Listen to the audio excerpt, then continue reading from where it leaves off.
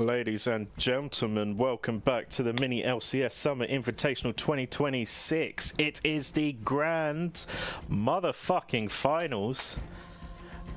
And because it's the grand finals, we are being brought live from the MiniLCS studio with your host, your tournament organizer, your dropout from the hardstuck. It is day 0. Oh, didn't have to go like that. Didn't have to say it like that to me, you know.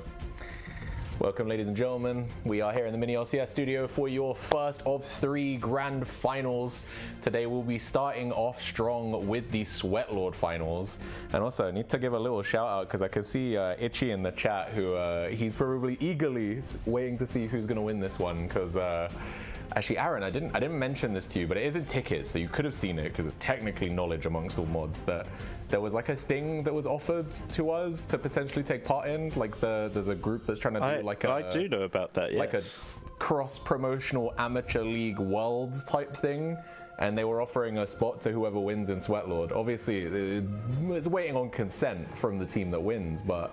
You know, we've got Chudlings and Lucidity Red here who have both had a really good run in this playoffs bracket. Chudlings are yet to lose a series. I believe they have lost individual games to Mousa Mafia and I believe one other team. I think they lost one, and no games have been dropped in playoffs. They've been a monster in the playoff bracket. Meanwhile, Lucidity Reds, they had a kind of iffy group stage. You know, they came out second in their group, I believe just behind, who were they? They were in Group A, so they were just behind Mudkip Scrap Team. And then they just ran through people in the playoffs. They 2-0'd their first 2 rounds. They made it against Chudlings. Obviously, they got 3-0'd there, which was rough. But then in the losers finals, they were able to put 3 of our current champions, defending champions, into the dirt. They sent Walker, Clisty, and Fat Cat home. No 4th champion for the Cudders Cuties players there. There is only one person from that original Cudders Cuties defending champion lineup right now in this match, and it is Northstream. So we're gonna have to see if Northstream's new little experiment here, joining a different team, kind of straying away from the boys, is gonna work out for him as he goes for that 3rd potential finals MVP. But looking at his lineup, I don't know if he's going to get that MVP because they have some all-star players, to be honest. If we look at the lineup from top to bottom, we have Gekno in the top laner, formerly of Perplex Express, that was a team that made top 8 in the last tournament. I would say, we saw him be a monster in the hardstuck in-houses. Very much a cut above the hardstuck players, but when it comes to the Sweatlord players, he's much more of a tank kind of guy. If he gets champions like Mundo, if he gets champions like Tom Kench, this is where he kind of shines. And considering the teammates he has, he often gets these champions.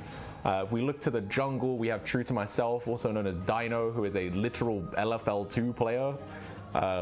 Literally, I think the rank 1 Rek'Sai in the world right now, which is genuinely insane when you think about it. Then we go to the mid.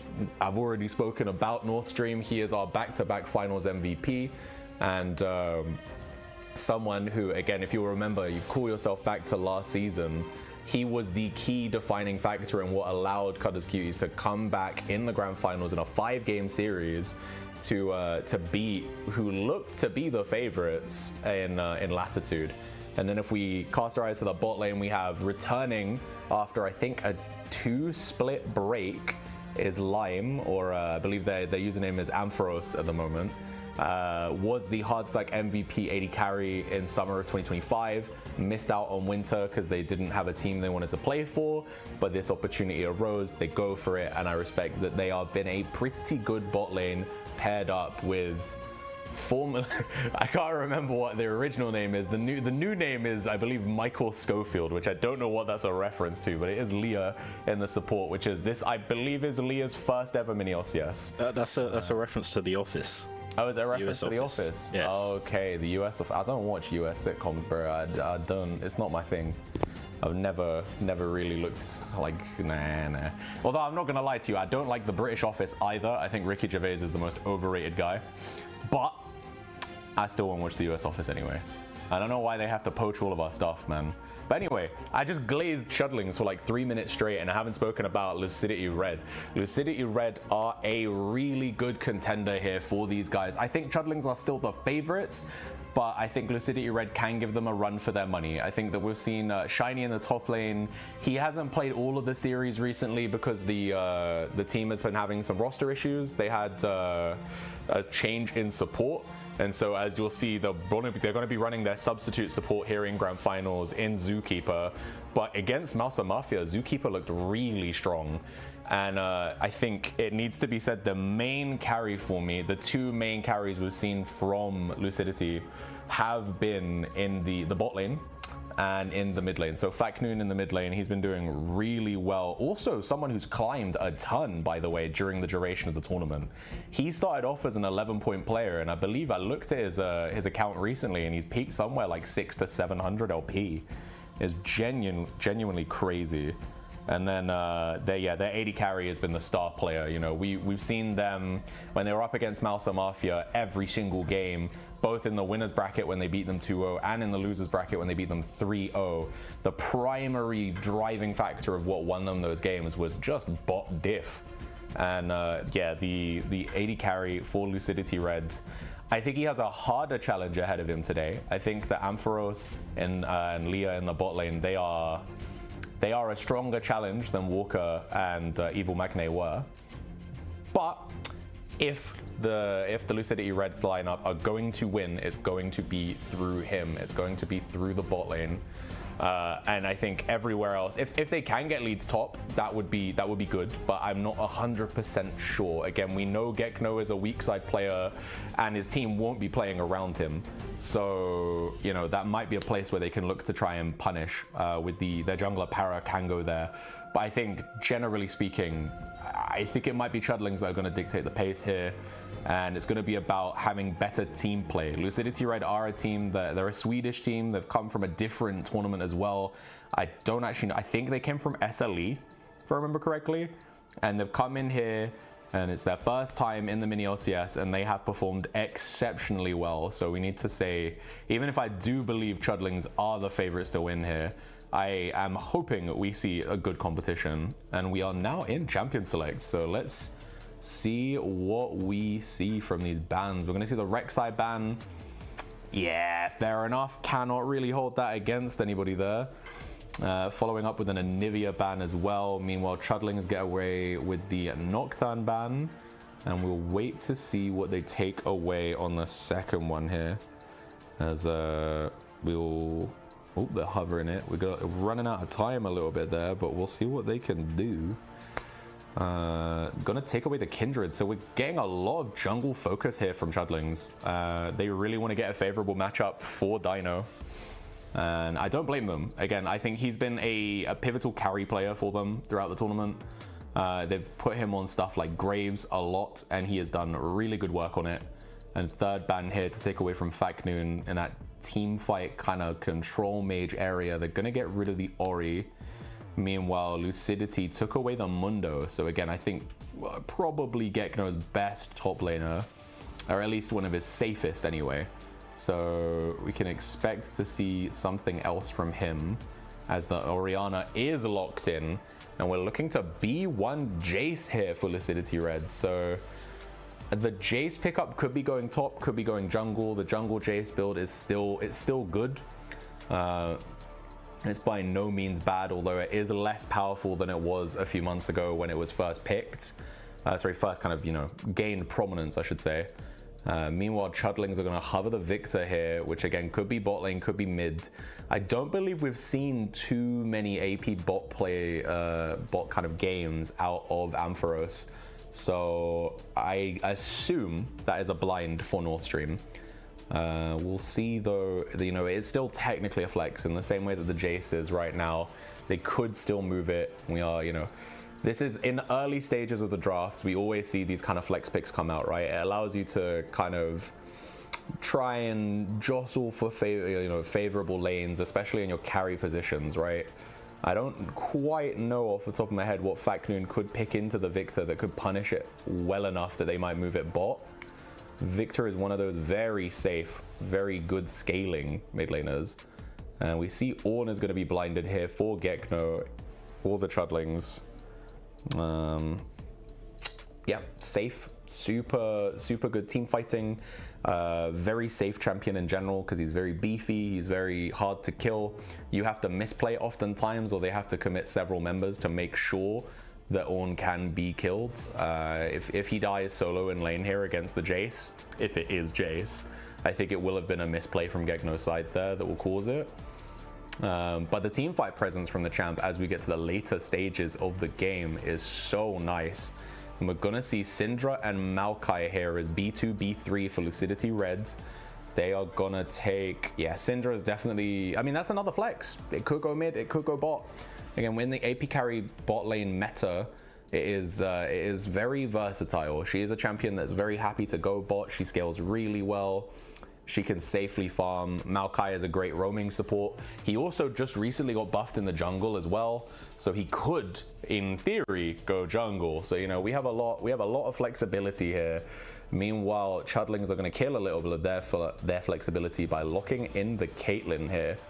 So we now know for sure that Victor is going mid and Caitlyn is going bot. Ampharos has had a lot of performances on the Caitlyn, Samira, Ashe. Those have been three of the kind of mainstay. We've seen a lot of Vayne as well. Those four are kind of the mainstay picks for the Chudlings bot lane. And they're going to start pinching away AD carries from Tonarino as well. So they take away the Twitch. Twitch notably was the carry, the AD carry they picked in game 3 last series against the Mousa Mafia. And he shredded that game 3. Like, it was close until he got a couple really key team fights where they weren't tracking him, and he destroyed them with the spray and pray. Meanwhile, Lucidity are going to take away the Olaf, which is, again, it's going to be a ban away at Dino, because we already know the Ornn is going top. And Olaf is a champion that you can be very, very problematic with, right? Again, to call back what occurred in Weenie Hut literally yesterday, we saw Melancholy Maze, top laner of Rift Raiders, hard carry a game just on that Olaf because the enemy team drafted a ton of CC and a losing top. And Olaf got free kills top and then just transitioned that with Ragnarok into free kills on the back line every 2 minutes. It was really rough for them. And Karma taken away as well means that we don't get that uber annoying poke lane. But they're going to go for the second uber annoying poke lane, which is the Lux Caitlyn. So Lux, unlike Karma, a little bit less pokey, a little bit more bursty, but there is obviously really good synergy amongst Caitlyn and Lux because you go light binding into the bear trap and then they cannot move for like 2.5 seconds or something. It's pretty brutal. And in that time, if you haven't bursted them, then it's honestly your own fault. Like, they should die within that 2.5 second CC. But Lucidity Red have gone for a dive/kill lane here in that bot lane. We have Nautilus and Kai'Sa. So Nautilus, Kai'Sa, the level 2 power spike for them with the hook is going to be nice. Although Kai'Sa is maybe not the best for that level 2 kind of kill lane. She has a ton of damage, but she's also a really good late game hyper carry. Once they get items on her, she will be a problem. And it does lock in, I don't know if I can get word from production if jungle is Maokai. I'm assuming that it is. And we'll find out once they're actually in lobby and the proper champion select is actually done as opposed to the drafter link. And the R5 pickup here for Chudlings is going to be Zahen, which is a monstrous champion if they can get that to the mid to late game. If Zahen can stay ahead of either Maokai or Jace, whichever one it is, into the mid to late game, he becomes a champion that does tons of damage. He's unnecessarily beefy. And, you know, with the revive built into his kit, long-standing players will remember Aatrox had that revive and it got removed because it was problematic. And Zahen's is equally as problematic. So, you know, we should keep our eye here on the Zahen, on Dino, because I think he might be a problem, but we'll have to just watch and see what he does. As I'm hoping we should probably get some Gamba going in the near future. Yeah, set that up right Gamba now. Gamba is on the way. I have been informed Everybody with the stimmos, it's time. So the last time in Sweatlord bracket for you to drop the coinage, put your money where your mouths are, and see what we can do with it. Because yeah, there we go. Prediction has started. Lucidity Red, Chudlings, Game 1, Sweatlord Grand Finals. I got my Oyster card ready because we're gonna go traveling in this game. It's gonna be a fun one, I hope. I'm kind of running out of stuff to say. The solo cast is challenging at best. I just got Aaron laughing in the background at me. Let's see. We got 10k immediately onto the Chudlings. Understandable. Frankenstein. Oh shit! It's Ivan, my goat. Ivan has been AWOL for this tournament. I'm super happy to see him in the Twitch chat there. Welcome back after your pilgrimage away from the content. So I just realized as I look down at my phone, I'm exposing my hairline, but it's fine. I'm at peace with it, you know. Yeah, 10k straight up onto Chudlings. I don't even blame you for that one, but we just got someone dropped some amount of coinage on the. I can't actually get the prediction up on my phone again, which feels bad. Where Ivan doing 6-7 in final stream? Do you know what? Like, that's on me. I didn't think to hit up Ivan because he's been AWOL for so long. I did have a guy who was supposed to come in today, but he's my workmate, and I took this weekend off to be here because I work weekends, and they gave him my fucking shift. So I'm not gonna say don't make money and be here, but equally couldn't really get him in. And yeah, unfortunate. We will have 2 casters for Saturday and Sunday though. I can drop that for you now while we wait for this game to get in. So on Saturday at 7 p.m. we are going to have the Weenie Hut final. It is going to be the Holy Poro from that winner's side going up against Meepa, I Hardly Know Her, and it will be me and Sai casting that. So that will be a fun one for sure. And then on Sunday we have the long-awaited rematch. You know, we had a 5-game banger in Hardstuck Winners Finals, and it's going to be matched with the Grand Finals repeat. We're going to do the rerun between Critical Fart and Mace Deck of Cards. That will be starting at 5 p.m. on Sunday, and it will be me and Eunice casting. So for all the Eunice lovers in the chat, because I know there are a bountiful number of you, you can be sure to tune in on Sunday, and you will get the man. I can't really see what's going on in the distance here. I can see people, but I'm being flashbanged by lights. So is everything all right? I heard a loud bang. I think it was the back door. I thought it was closed, but I don't know. Oh, it's the window. Oh, the window. Put a window to the wall, to the sweat drip off my balls. This is how we fill time. W Eunice. And get Ivan for Hardstuck. We already have Eunice. I need Eunice to be here because when it finishes, especially if it goes to a game 5, he's going to be here to help do the teardown. You know, all of this equipment right now in the studio that we have at the moment, it doesn't stay up year long. It goes up and then it goes down. I arrived here 3 hours early, and prior to me even arriving, Aaron had done the majority of the setup himself because he is the workhorse behind the production team that is MiniLCS. And yes, take that glaze and appreciate it because it will not come again. Well, thank you. No, I was going to say W Eunice. What do you mean W Eunice, man? He's only turning up for the finals. This guy has a kid and then decides he's too big for us and he can't make it anymore. Yeah, you know, he can't cast. Like, don't worry, man. He'll be here for the Dead 2xKO game. Don't you worry about that. Next time we run a 2xKO tournament, he'll be here. Trust. But, you know. Unfortunate, there might only be a set number of those considering the game has been said to have no more active support as of December, so eesh, unlucky. Riot kills another thing. And everyone I know that's waiting for the Riot MMO probably shrinks a little thinking it's probably not gonna happen now, is it? So yeah, love Tencent, baby. Immediate profits or death. That is the Tencent way. But so who do you think's actually from the champs select, who do you think's going to win? Whose draft do I like more? Currently, I think I actually prefer Lucidity's. I think that their comp I think it's a little bit more cohesive. because they have a load of really good, well, they have 2 primary engagers, right? But they also have ways to start picks as well. Like they have Scatter the Weak if they need to do that to catch someone off guard. But we have Twisted Advance, we have the ultimate from Maokai, we have several CC options from Nautilus. That mean we have a load of really good go buttons. So if they can find picks that way, and they can burst this Caitlyn, they can burst this Lux, they can burst this Victor, then they take fights with a man advantage, and it should in theory be good. But the Chudlings draft is really good in extended exchanges, right?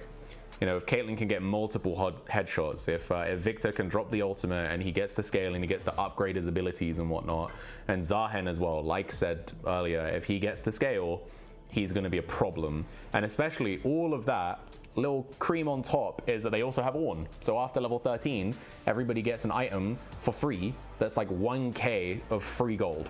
So if Lucidity Red don't nip this game in the bud within like 20 to 25 minutes, I will immediately begin to favor the Chudlings. I think that their draft scales better outside of AD carry. I think Kai'Sa obviously scales better than Caitlyn. But she's also shorter range. So, you know, unless we get advantageous positions where she can kind of get in and damage people while not being damaged herself, it will be hard to find those angles without Nautilus Hook, without Twisted Advance, without Scatter the Weak. You know, we're going to be really relying on these key like AoE CC abilities from Lucidity to make advantages, to catch members of Chudlings with their pants down and then find kills and find advantages. Because yeah, I think, you know, outside of the bot lane, I think they might struggle. And even then, Caitlyn Lux is such a high range, safe option for them as well. Because, you know, like Caitlyn's what, 6-7-5 range or something?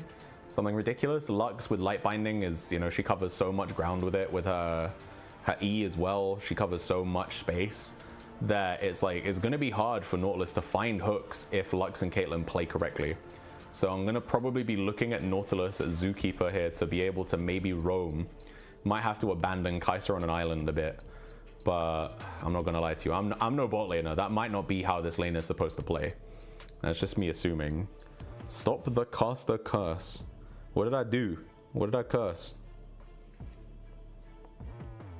What the hell? Oh, so I'm gonna start reading up in the chat because I had some stuff I didn't see. Where were we? Solo cast for grand finals. GG's, you got this. I appreciate that too, but W production from Akada Overflow, my goat as well. Thank you.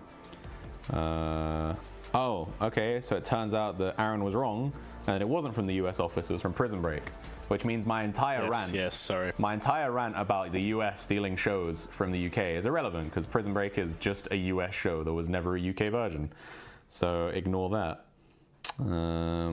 Everything on Chudlings, says Joby. What was good, Joby? Prepping the D&D game, yeah. And then, oh, now I'm caught up. Okay, cool. All right, cool. Caught up on the Twitch chat, just in time for the game to start. I hope. Let's get it. Hell yeah. We burnt enough time. It's about time we get into the game.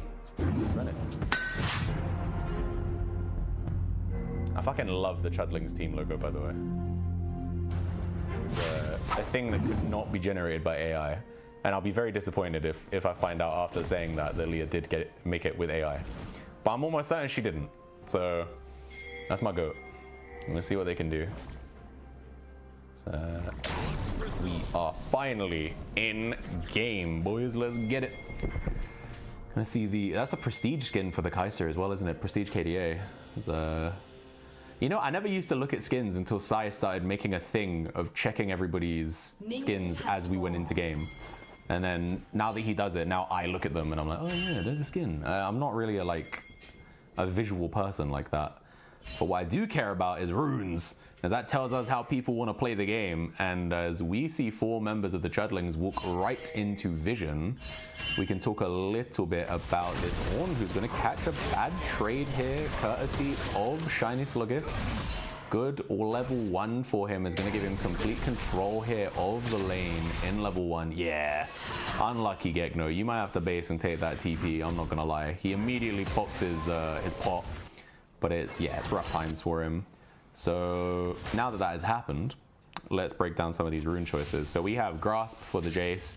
Going to be going for that kind of bruiser Jace build, I imagine. Also, probably assuming he cannot kill Gekno in lane because of the fact that he's a poke champ and he's a tank. So it'll be kind of hard for him to. Obviously, that level 1 couldn't have accounted for that in the pregame. That's purely on Gekno just being caught. But if we look to the rest of them, we can see Storm Raiders for Para, we can see Comet for Faknoon, and then Lethal Tempo and Aftershockers. You see a quick flash there from Ampharos. Gonna have to get himself out to safety, and they do actually turn the trade around. So it is a loss of flash for the Caitlyn for about half of Zookeeper's health bar, and he is out of potions now.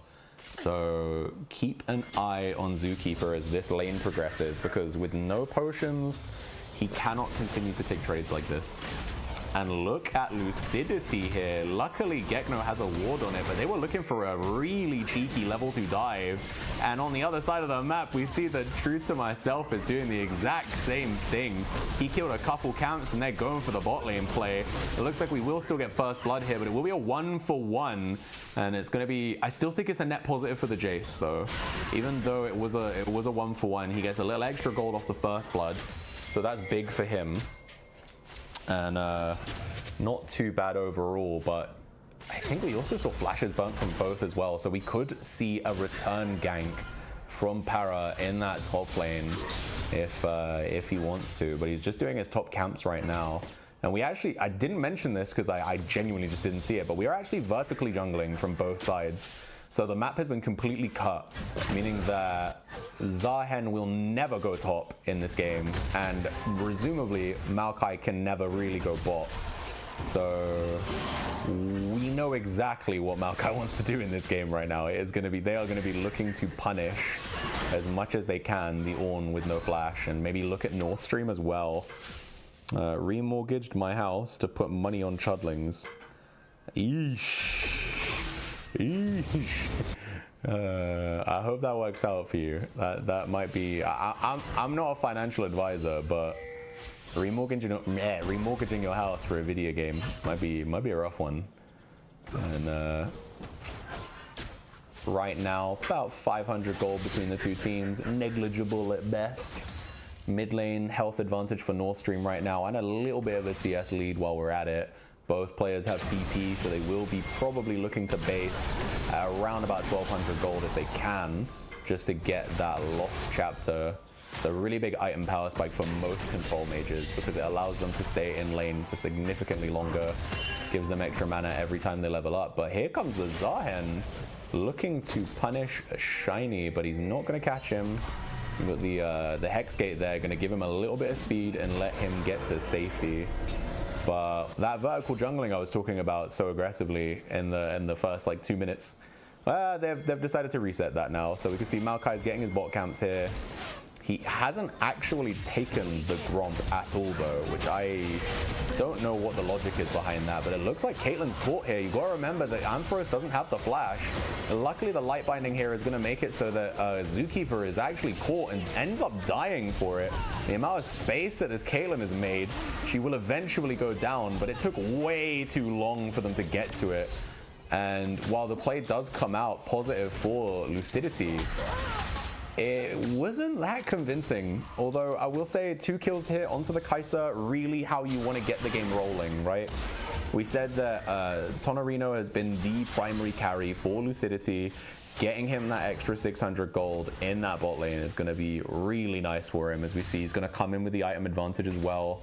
Recurve bow plus triple longsword up against the double longsword, double dagger for the Caitlyn.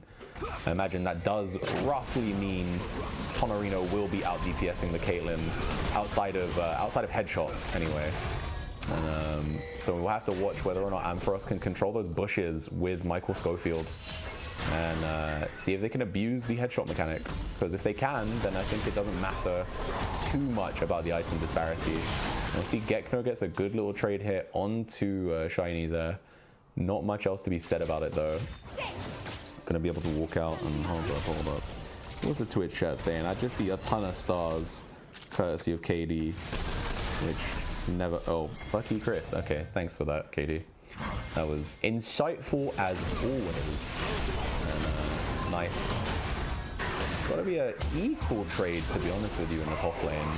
Ultimate pop there by North Stream as all of the Forge God is gonna come out here onto the Jace, and I think Jace might just be dead here. Jace just does not respect the damage of the tank assassin mage AD carry champion that is Ornn. You know, you get the triple brittle procs. They do insane damage when everybody has no major items. You know, when it's just base stats, the triple brittle is brutal. And that will be an easy kill over to the side of the Chudlings, who have equaled out this gold lead. It's still, well, no, it's still about 500. But that is pretty much all on the top side, because there is still about a 30 CS lead here for the Jace. So not too bad there for him, as we see. Oh, someone highlighted their message of Go Lucidity. Huge. Nice. And now I've got people in the Twitch chat just crying about, why are we bringing up Pensive, boys? Pensive's been out of the tournament for a minute. Let him be. Let him live. Jesus. He's not even in this bracket. W Pensive indeed. And Gekko going to get the nice knockup there onto Shiny. Loses about half of his life there, which he does get a nice return trade. Has to be mentioned as well that he's going for the lethality build here. So he's got the serrated Dirk in there. He's got a tier which will probably be going into Manamune at some point. Although obviously the Dirk doesn't build into Manamune, but you know, you want to stack that early so that when you finally build the Manamune, it turns straight into Moramana. You don't want to waste time. Yeah, Moramana is obviously the end game fantasy for that item, and if you sit on Manamune, it's kind of a waste. So, you know, we're going to probably be going for, we got Rectrix in there as well, so it might be a Ghost Blade start for the Jace. But you hear it all the time, and Plated Steel Caps, obviously formerly Ninja Tabbies, once that gets built in the top lane against an AD champion, it does kind of feel like you've been neutered. And I think that might explain a little bit why Gekno has been able to rebuild his, try and build away from the deficit that he had lost in the early game. Got 3 members here of Lucidity on this Drake, but True to Myself is going to walk in for 3. He gets to steal it, and the ultimate's going to come down. He doesn't have enough time to build up his passive, though, so he ends up going down. Killer Instinct's going to come out onto North Stream, and then that's going to be a couple of auto attacks, but not much else to be said here. Laser will come out, and we're going to try and get the all-in, but he doesn't get to live. He eats the Prey Seeker. And that is so nice by Tonorino. That is the 3rd kill of the game for him, building a little bit of a lead for himself. 1.7k is the lead in total for Lucidity. Coming in swinging in this game 1. Speaking of swinging, top lane is swinging towards Gekno. He has gotten his 3rd kill of the game here at 9 minutes, and that is not what Lucidity wanted to happen top lane. When we saw that first gank at the beginning of the game, you know, 2 minutes deep, and they're going for dives, they really wanted to try and snowball the Jace. But what has actually happened is the dude built a chain vest and some steel caps, and he's become Thanos. Love it. Jack is a big fan of swinging, and ask him about Game of Thrones Season 8, he'll love it. You know, we're on stream. I can't tell you to do what I want to tell you to do right now, Joby. But know that it has ill and yourself in it. But that's not about the game right now. I'm not gonna engage with any more Joby comments. That guy's he's trying to rage bait me right now. Disgusting behavior by him. Let's talk about the game. Let's talk about the 1.6k gold lead Lucidity have right now. 5 kills to 4 at 10 minutes. And most of that lead is sitting on this Kai'Sa. She's already got the Kraken Slayer and Dagger for her troubles as well. Probably going into the Berserker Greaves, I imagine. And ulti there from True to Myself, going to get himself out of what could have been a dangerous situation.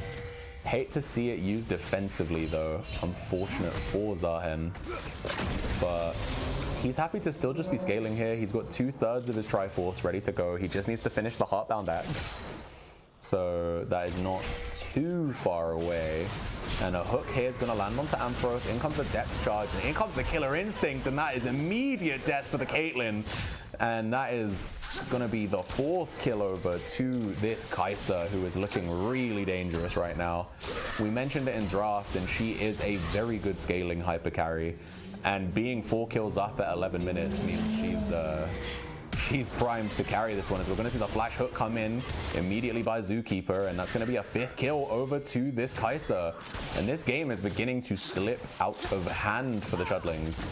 They are 3k down, 1.6 of it sitting solely on this Kai'Sa, who looks real strong right now.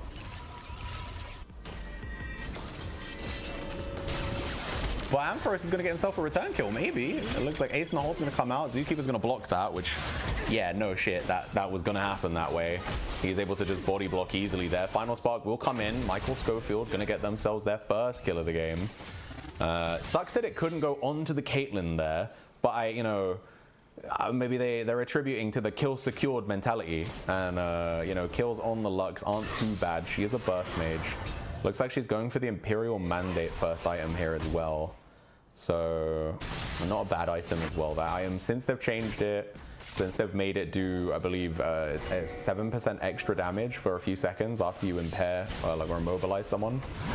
So, really nice with the combo of the Caitlyn. We land the light binding, now you're doing extra damage to them for a few seconds, and then they get locked up by the bear trap, and you get to just wail on them, right? That's the idea, but I don't know if it's actually manifested here yet. They have shut the gold lead down by a significant margin.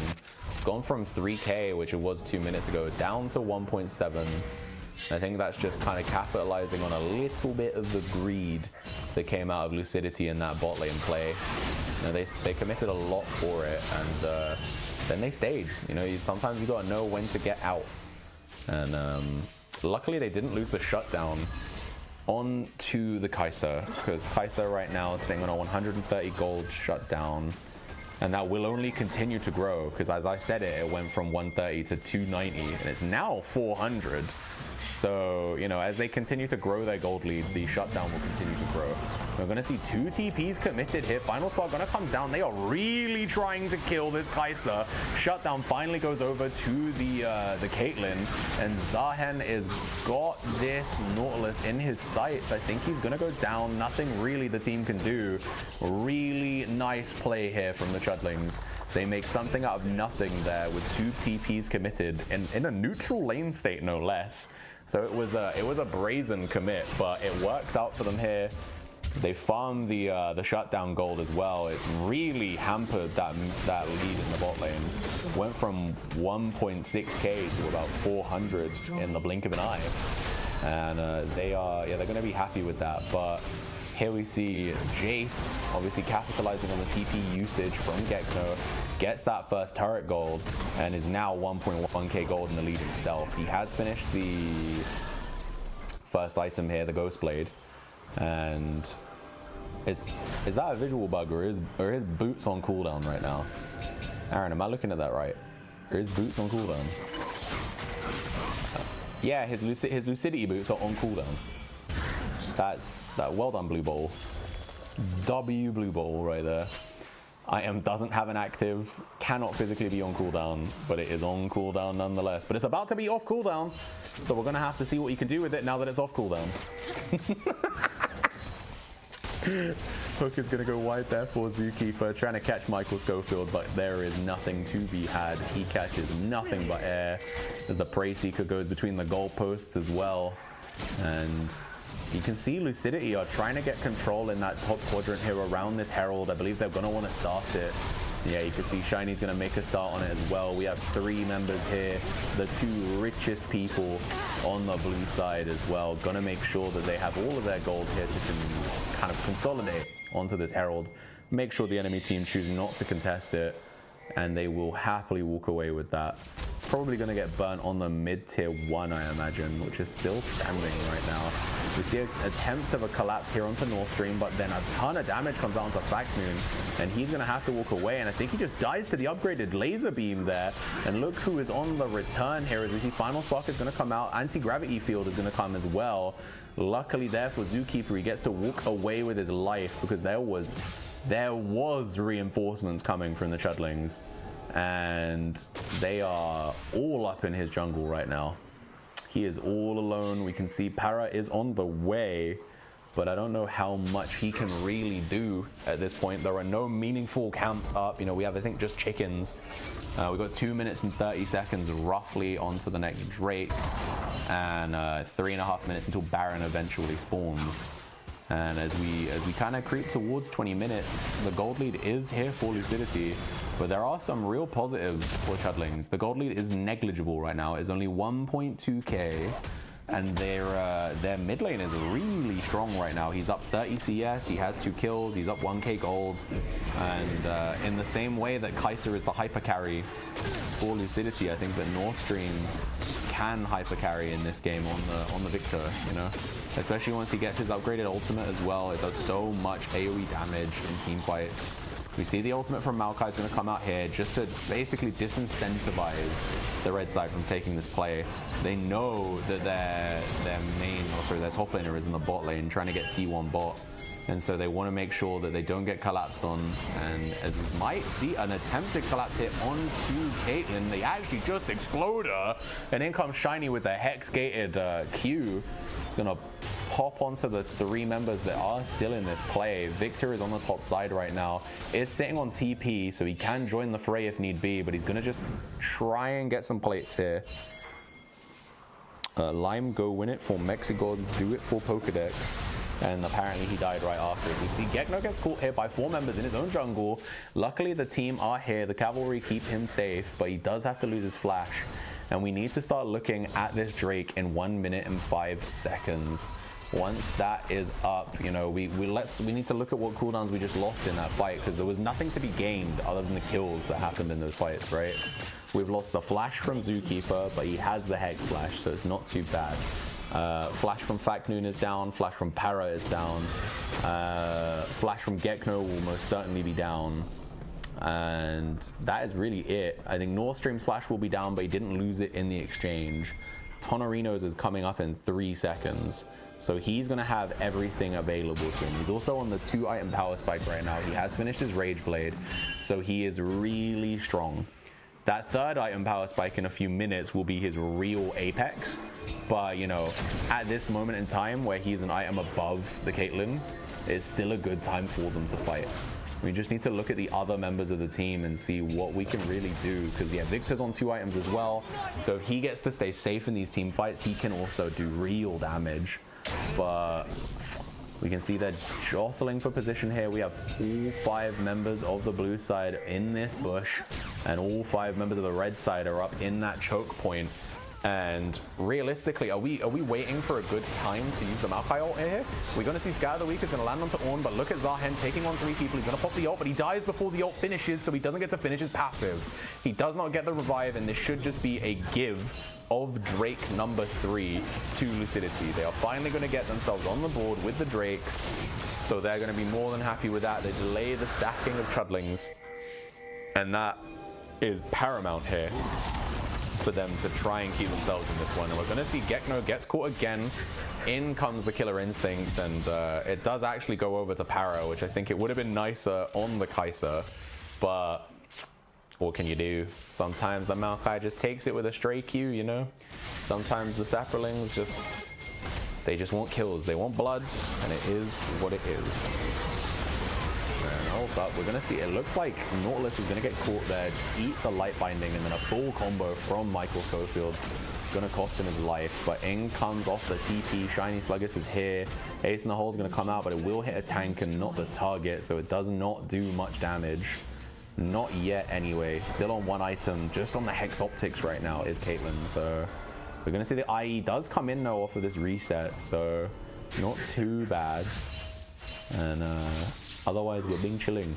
We got 20 minutes on the clock, 3.6k gold lead for Lucidity Red. And they are looking, like I said, I said I thought Chudlings would take this one fairly convincingly. This has not been convincing right now. They are 3k down. They're not out of the game by any measure. And it looks like Faknoon is going to get caught here. And he will just get popped by True to Myself. And if you guys want a little bit of fun lore, last night in solo queue, True to Myself and Faknoon were on the same team. They won a game in High Master LMR, so yeah, the more you know. Funny.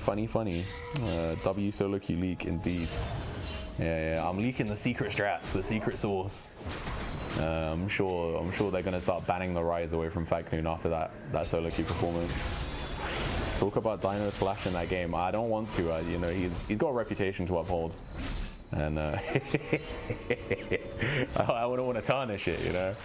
But Triforce has been completed for this Zahen, and it looks like he's going for the Sundered Sky as his second item. Makes a ton of sense. He wants to be beefy. We've seen a lot of these fights have gone a little bit pear-shaped because Zahen does not survive, right? If Zahen gets the extra healing off of his Sundered Sky, he will be a lot harder to kill. And that could be the difference maker in him getting his passive, which means he gets his revive, which means he gets, you know, to go again, and that is where the real power in this Zahen lies. You know, the longer he gets, the more of his cooldowns he gets to use, the better he'll be. But it looks like Faknoon is just caught out here as he's gonna eat the Forge God and go straight down to Gekno. Really nice collapse there by the Ornn, by the Lux, finding a kill for what was essentially nothing. And it looks like Zookeeper is just caught out here as well, as it looks like Lucidity are kind of just losing random things across the map here. We're gonna try, hold up though. The cavalry comes in and they immediately pop Nord Stream. Revive is gonna come out for Zahen, and it will be Gekno killing Zookeeper, but as long as Tonorino can live in this, he's gonna pop the Killer Instinct, he's gonna kill True to Myself. He's getting kind of run down by this by Gekno on the Ornn, but they can still play this. He's the only one left standing, but he's gonna get the double kill here onto it, and it's just him and Lux. Michael Schofield cannot stop the Kai'Sa. Pops their heal to keep themselves alive, but I feel like there's a Prey Seeker on the way. We're gonna walk around the minions here and look for it, but I don't think he's gonna catch it. Yeah, goes stray. Michael Schofield will walk away with their life. But this Kai'Sa is going to be a problem in this game.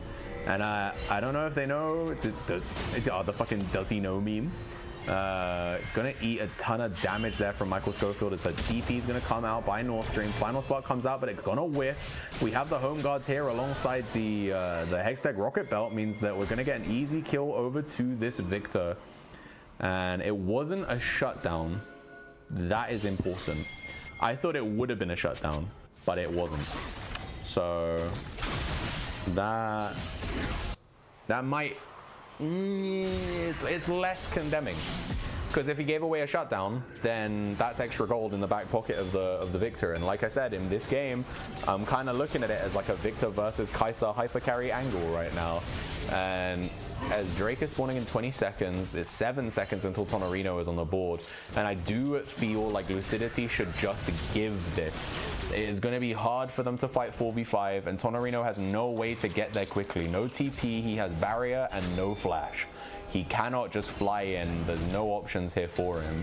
He is running straight down bot lane right now, and we can see we've got 3 members here of Lucidity up the bot side. They're going to be joined by Shiny and by Tonorino soon, but the Forge God is going to be called. It's going to go wide right in between the goalposts, and Tonorino gets straight onto the Caitlyn, and it doesn't matter. This fight is really one-sided at this point. Final Spark doesn't hit anybody, and then we're going to see Zahen almost get out with the ultimate, maybe? Does he get out? I don't know. He is running away from his base right now. I think it is just a matter of time until he dies. Flash there used, but is not going to keep the Zahen alive.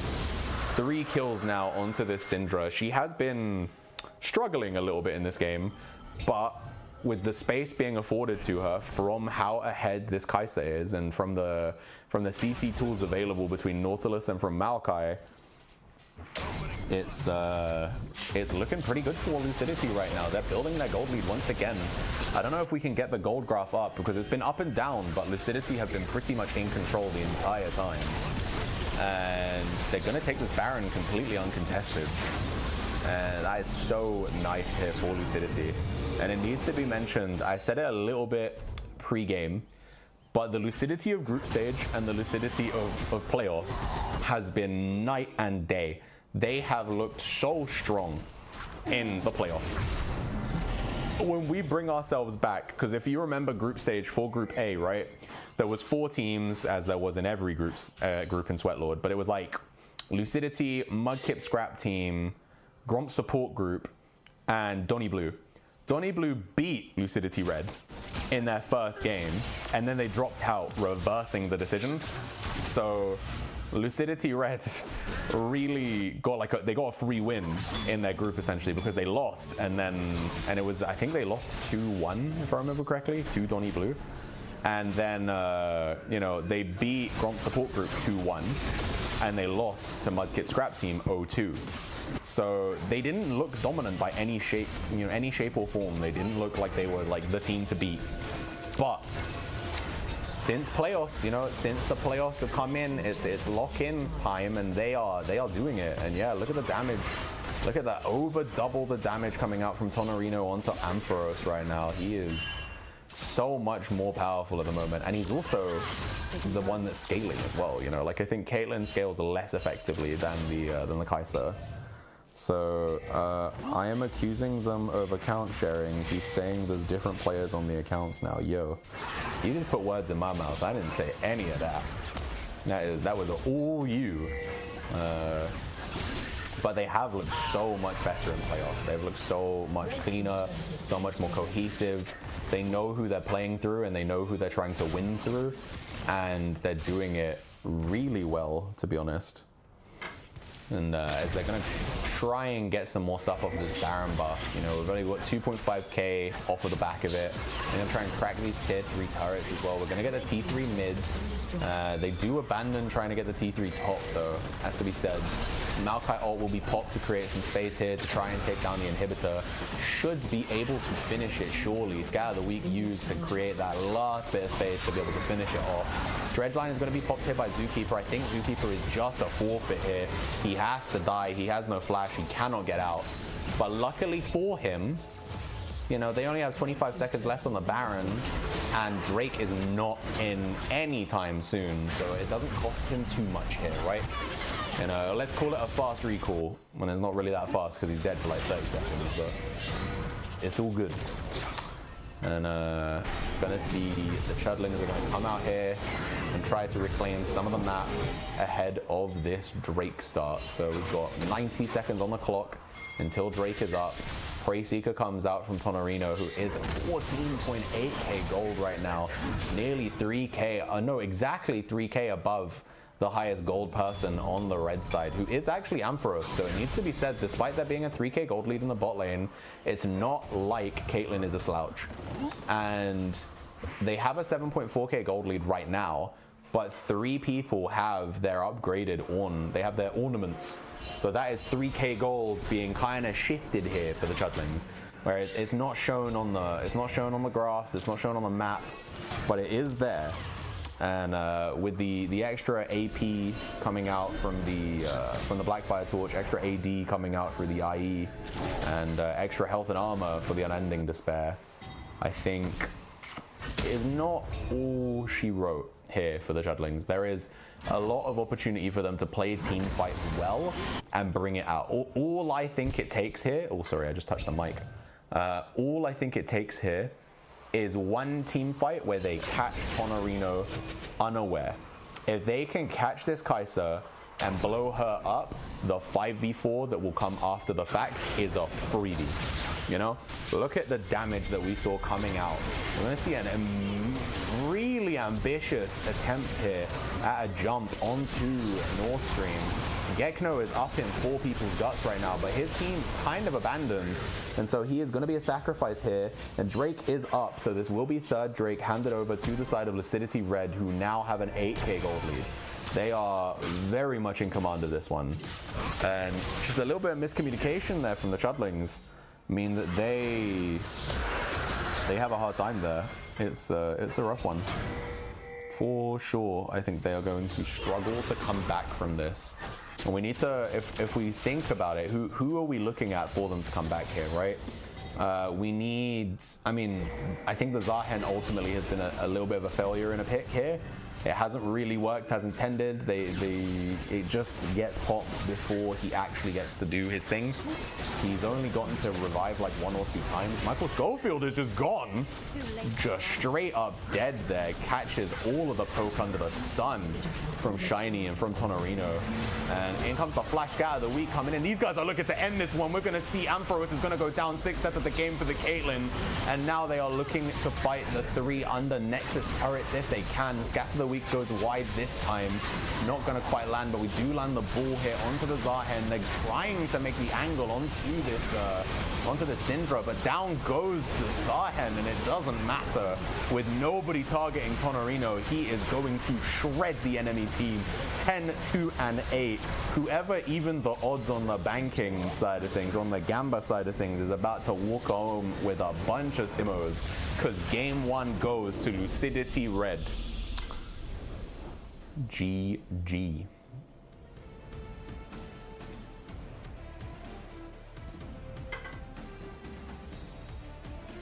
Very clean gameplay there out of Lucidity. They did a really good job in that one. And oh, there we are again. I had to set for a second there because I set the timer on the camera to be 30 minutes. I was like, hold up, it might not be on. We might be returning to a black screen, but we aren't. We're good. Shout out to Aaron for that one. I don't know if he touched the camera midway through the game to make sure it stayed on, but look at those stats there. Yeah, 28k out of the Kai'Sa, 26.1 out of the Jace. Once it got to that late game area, they were just so potent. The poke comp here that they had built is so strong. I remember in draft I was saying, oh, they have really good engage options, and like that's probably the way they're gonna play, is like poke, poke, poke, and then choose to find the engage. But like in reality, there were some kills they got there, especially onto the squishier targets like Lux, like Caitlyn, where they just obliterated them without having to engage. Prey Seeker into the Hexgate Q from the Jace, and yep, by Lux, you know, she died. I think she has about 6 deaths in that game. Same with the Caitlyn. I think she had 7 deaths. So it was a really rough one there for the bot lane of the Shudlings.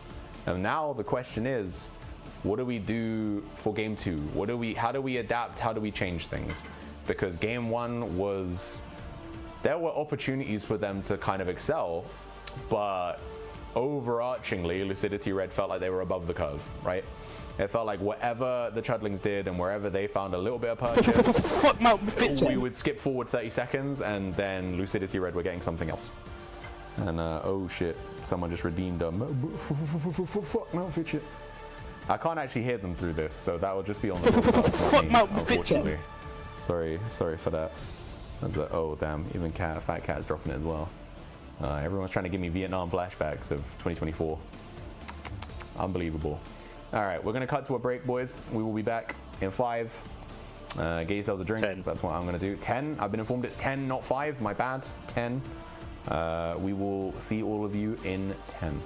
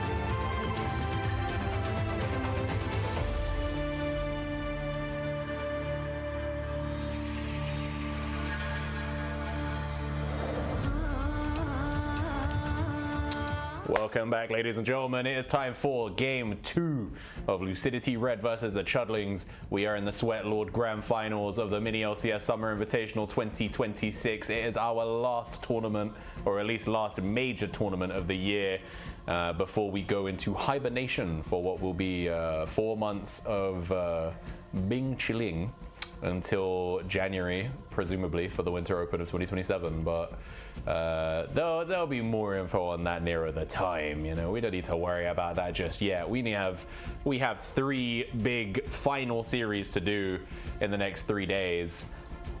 First and foremost, presumably as we go into Game 2 of draft here for Chudlings and Lucidity Red, we can see that the Chudlings have opted for red side here. So they want to keep that R5 counter pick. Again, I'm assuming probably for Dino here. We saw the Zahen didn't really match what we kind of expected it to, right? I glazed it and said it was going to be really good in the late game in the extended team fights, but what we actually saw happen was every single time he went in, he would die before the passive would proc. So he wasn't building up enough of his rage bar or energy bar, I can't remember what they call it for Zahen, and so he was ending up dying just before he could get maximum value. But enough said about that, because he can't pick it here for the Game 2. We're going to see Lucidity Red are going to stick with the 2 of the 3 bans they had from Game 1. So they're sticking to the Anivia ban and the Rek'Sai ban, but they're changing up ban 3, and they're taking away Cassiopeia instead of Mundo. We look over to the Chudlings. Chudlings have again kept 2 of the same bans here. They've kept the Nocturne and the Orianna, but they've changed that 3rd one, taking away Xin Zhao this time. So aware of the fact they don't really want Para on I saw someone call him Para Skewmond Piz in the Twitch chat earlier today.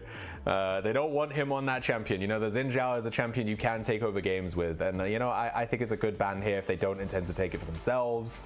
We're going to see the B1 rise here from Lucidity, which could go top, could go mid. We could see Faknoon on it. It's not a bad champion for him at all.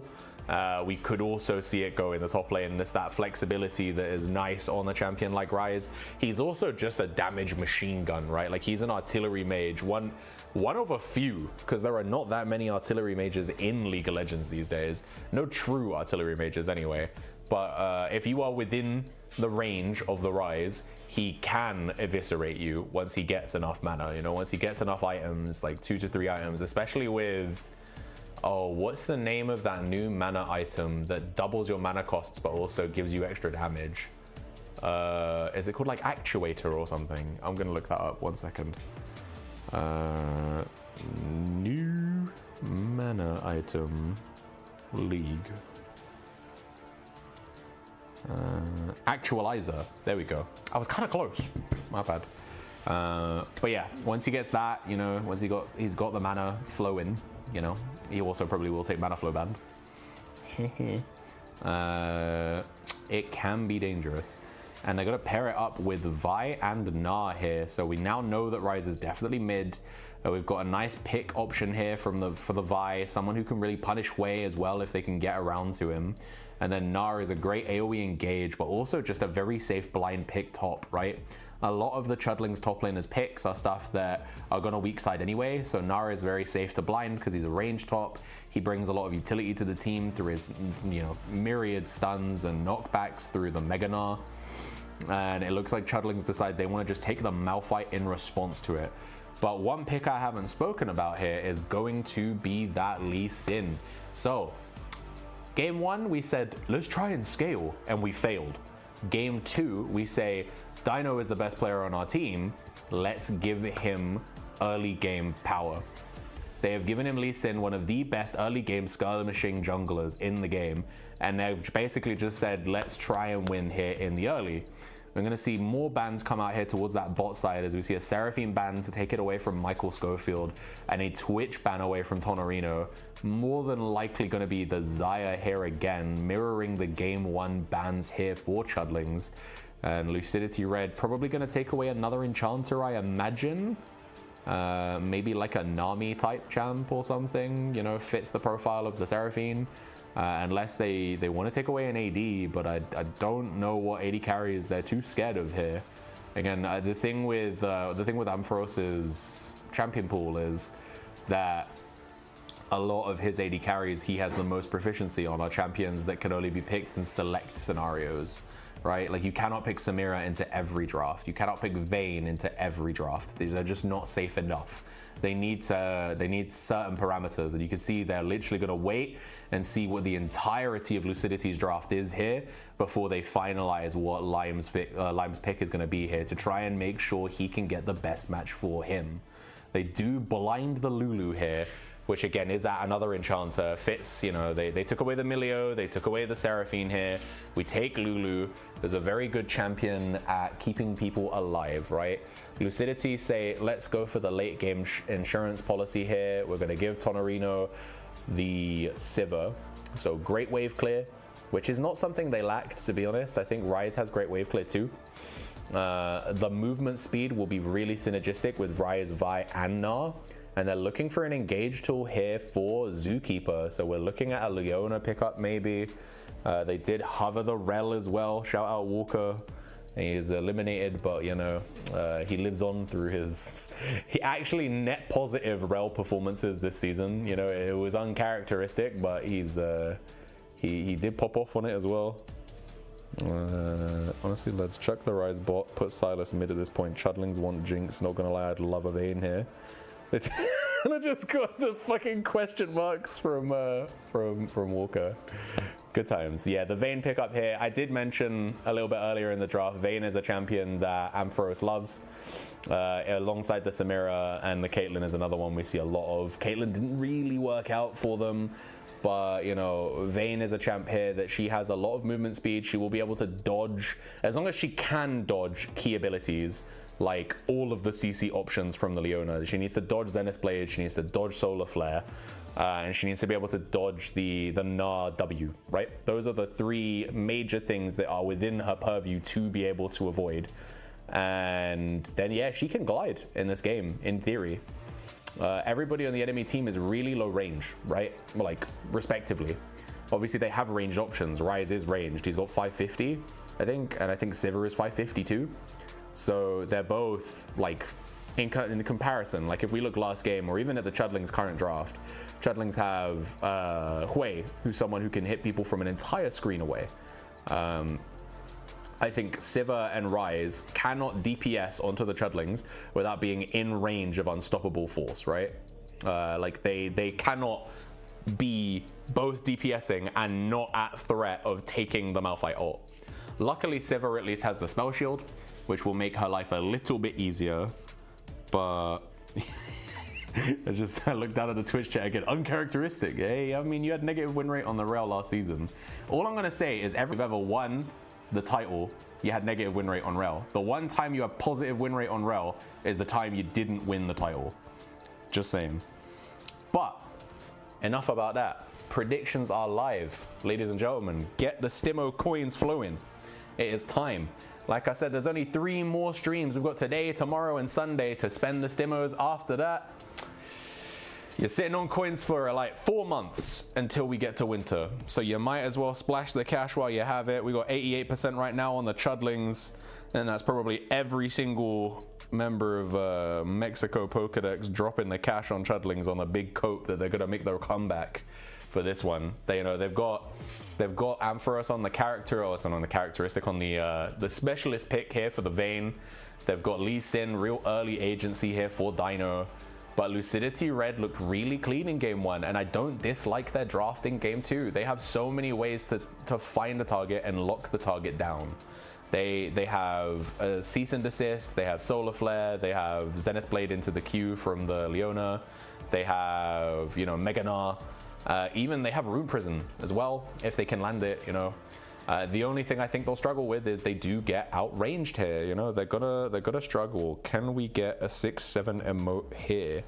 I'm pretty sure if you have the, I can't even remember what the name of the app is, the Twitch, there's like a Twitch emote one. I can't see it because I'm on mobile, but it's like Twitch, it's like 7 emote or something, I think it's called. But yeah, they exist already. What you at right now? 7 TB?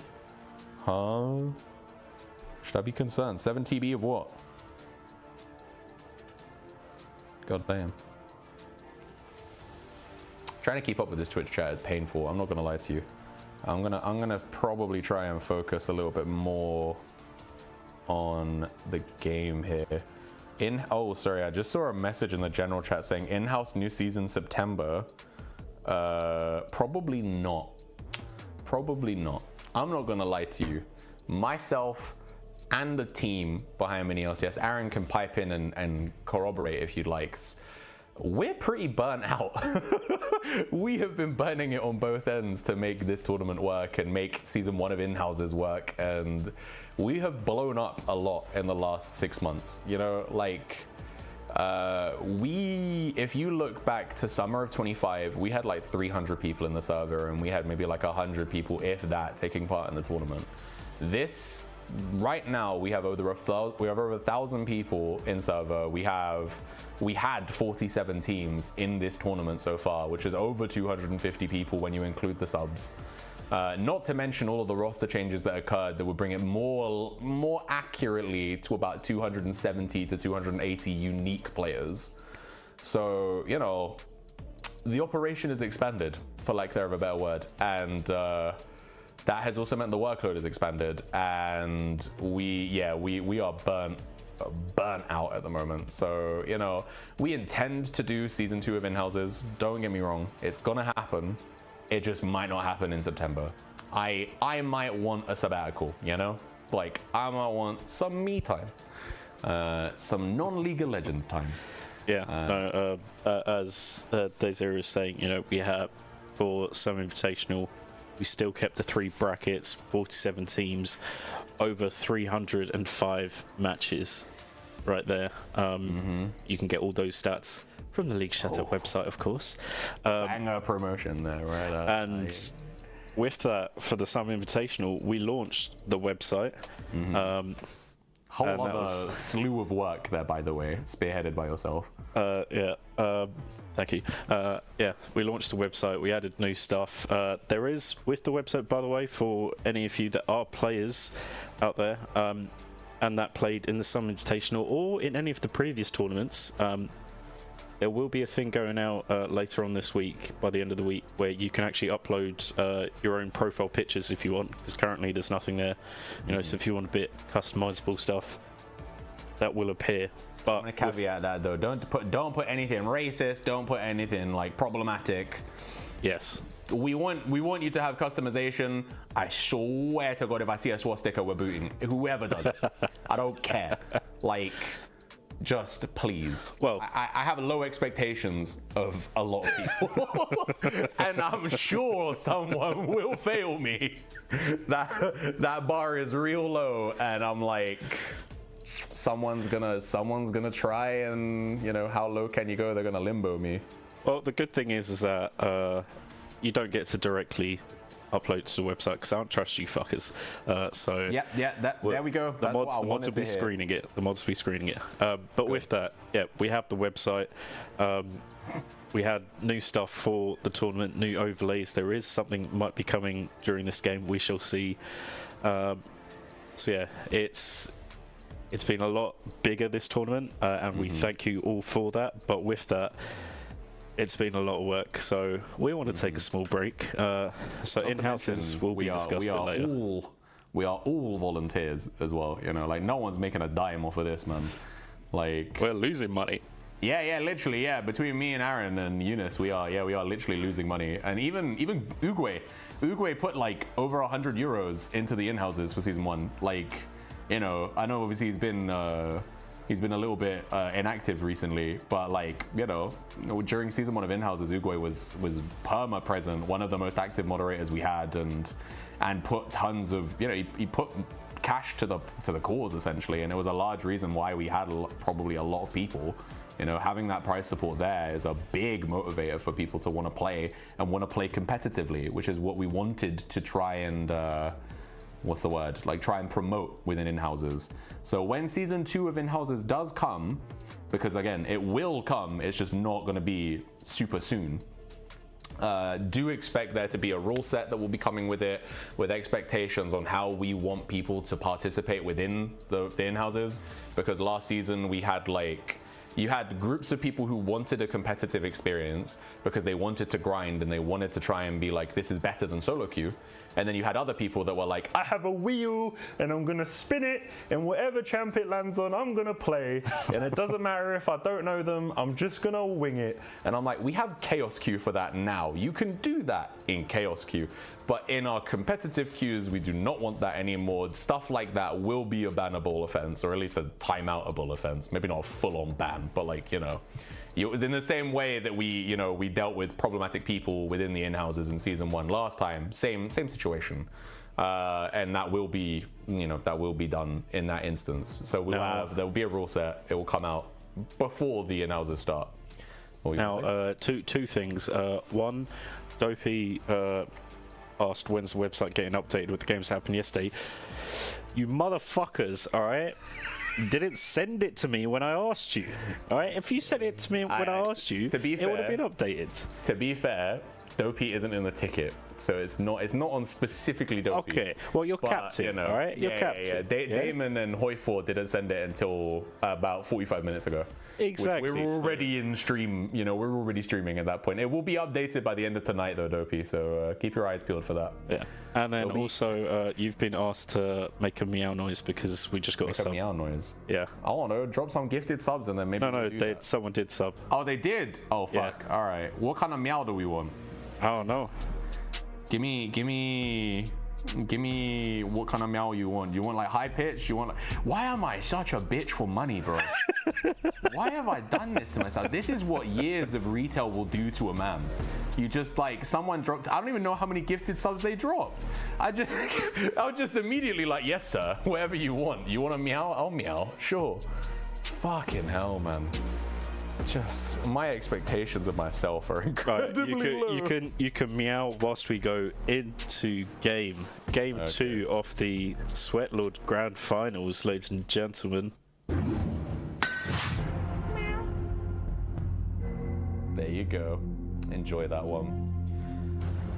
I strip now for subs. I don't think you want to see what's underneath this t-shirt, brother. This is going to be a mad obscure reference, right? But whoever gets it's going to be like,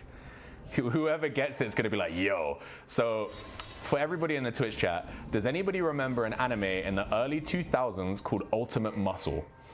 Because Ultimate Muscle, right? It was this like weird looking dude in a blue jumpsuit, and he would go around and fight people. It was basically a wrestling anime, for lack of a better word. But there's this one German dude in the English dub. He's dressed like a big chess piece, and there's a fat character in the show, and he sees him and he goes, "You call those abs? I call those flabs." And that's always lived with me, As a fat person, I've always remembered that.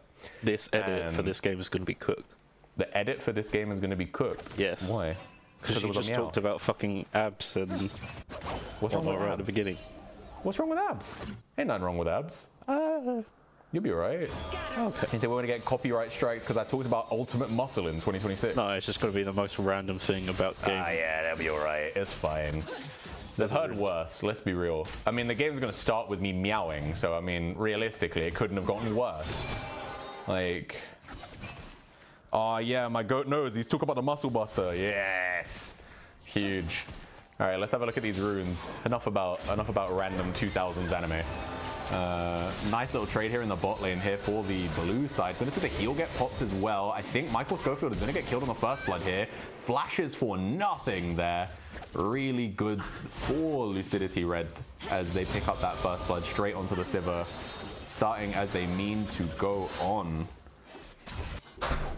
But yeah, let's have a look at these. Runes real quick. So if we look up top, it is going to be Arcane Comet for Gekno.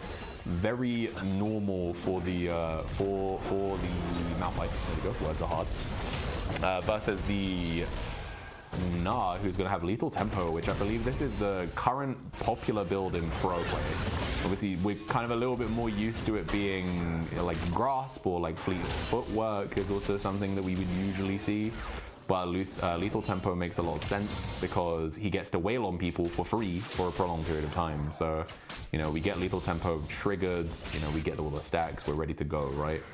Meanwhile, Gekno's going to be wanting to just throw the Q, land Comet, and call it a day. But we're going to see a nice gank here come in, punishing Michael Schofield there for burning the flash so early. And that is another, what's that, 4 camps into a gank? So really nice adaptive play here by Para and by Lucidity. They really want to try and put this game to bed as early as they can. Someone says, don't worry, we go for the reverse sweep. It's 3 minutes in game, brother. Have some faith. Lee Sin is going to finish his full clear here. Going to be first on the crab as well, I believe. So yeah, because Vi took a detour into getting that gank off. She is a little bit slower on the uptake. She will fail to probably get any crabs here. But I think it's fine, you know? At this level of play, you know, we're not playing solo queue. It doesn't matter so much about your personal goals. It matters about your win con and playing to your win con. And Lucidity know Tonorino is their win con. So they are playing to him as much as they can. They are trying to punish the Lulu, trying to punish the Vayne. Vayne is a champion as well, doesn't do great in lane. North Stream here is getting a good trade onto Faknoon. We have a big range advantage for the Hui as well. So, and as he gets a little bit of AP, he will be able to just shove waves so easily. It's gonna be really easy for him, and we're gonna see an invade here come in from True to Myself as my phone decides to go off, and I am gonna mute that because I don't want that to happen again. But he does try to invade there, ends up finding Para on his own camp and decides to leave it in the end. So that means that with all the time used for that invade, they're actually kind of equal again. So not too much really to speak of there.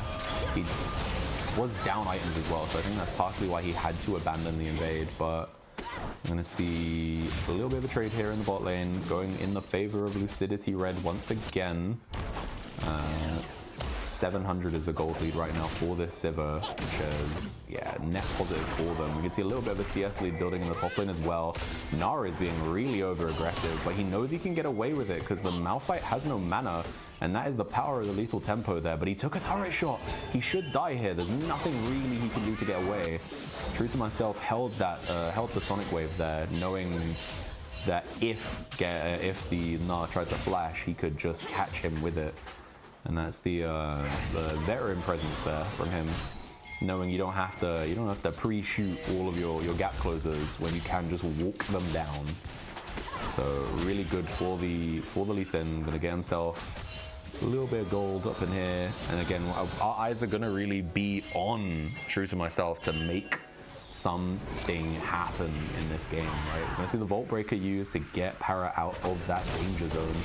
Drake is up, and TP is gonna be used by Gekno and Shiny up in the top lane, so both of them cannot join for this first Drake. They are playing exclusively for lane control here. And Nas taking a ton of damage as well. He is already on about 50% HP right now. We'll go into the Mega. Gonna jump on those minions, but not much else really.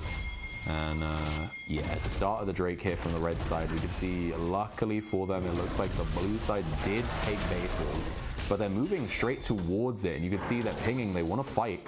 And both Michael Schofield and Ampharos are both based. So it is literally just True to Myself on the objective on his own.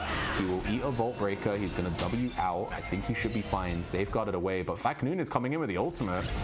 And not confident enough to try and actually fight the Lee Sin when he realized he was all alone. His team did transition over to the Drake, where they will steal that one away. And unlike game one, Chudlings do not have the early advantage on these objectives. And Lee Sin, he started the objective, but yeah, again, maybe miscommunication with the team. They took a reset when they probably needed him. And yeah, we're going to see Zenithblade land here onto Ampharos. He's going to condemn the Sivir away, but look at the damage coming out of the Balancing Blades. That's to preemptively flash there because it's just not safe for him. And Lee Sin is now being caught by two members in the red side jungle. I think he might just die here. He's looking over to Hui to get himself to safety. He is going to safeguard out. He's going to look here for the kill. We're going to see a nice engage from the Vi. It means that Vi will make sure that the Lee Sin dies, but Hui will be able to get a kill on the other side. Hui should die here to the Gnar though, and this is getting really messy. We're gonna see Sivir is playing right outside the range of the turret, so she's able to hit Lulu but not take damage herself. And yeah, this bot lane has begun to spiral. And yeah, look, Lee Sin here was, I think, hoping to maybe find something, but he walks into the red trinket. I think Para just knew something was probably going to be up, and immediately Hui comes in to help. Vi does commit here, but she's eaten the Hui ultimate already. Luckily, it turns into a 1-for-1, and now Ryze is pummeling on Hui, and when Snar is in here, especially with the lethal tempo fully stacked, the fear doesn't matter. We do have to commit the flash, and Malphite's going to walk away with his life, but not much else they can do about it, and that is a 1.1k gold lead as we have the new overlay, guys. Look at the new overlay. Can I get W overlay in the chat? This overlay is sponsored by Aaron's hard work. Aaron's messing around with the blue bottle UI and making it a little bit nicer. So we got a little bit more info going on the screen as well. Big shout out for the unique QR codes for all of our socials. So you can see the Discord is showing up right there. You'll see the League of Chat website will come up in a few seconds. I believe the Twitch will show up, the YouTube will show up. You know, we're running it on a little rotation. So yeah, we are leveling it up over here in the grand finals. Hopefully we should have this overlay. If it plays nicely, we should have this overlay for the rest of finals. Not playing nicely though, Gekno is going to get caught in the enemy jungle. He was looking for a little bit of vision. Him and the Lulu are here alongside North Stream on the way. We have Truty, myself, is in the middle of their jungle, and they're going to be able to stop him with a dragon kick there. Faknoon tried to realm warp out, but he just does not get to. And that works really well here for the side of Chudlings. They finally find some purchase off of some of this aggression that the Lee Sin has been having. He has been trying to contest Vi on almost every camp that he can, and in every instance he has been met with 2 members of Lucidity. It's always like Vi plus Ryze or Vi plus Numb. They have been really good in tracking the Lee Sin and making sure that they do not face him alone. And so it's so much harder for him to be able to play through that. But that play there onto the Ryze has allowed him to take a base. He's got the Sundered Sky, so he's on first item completion here, ahead of Para as well.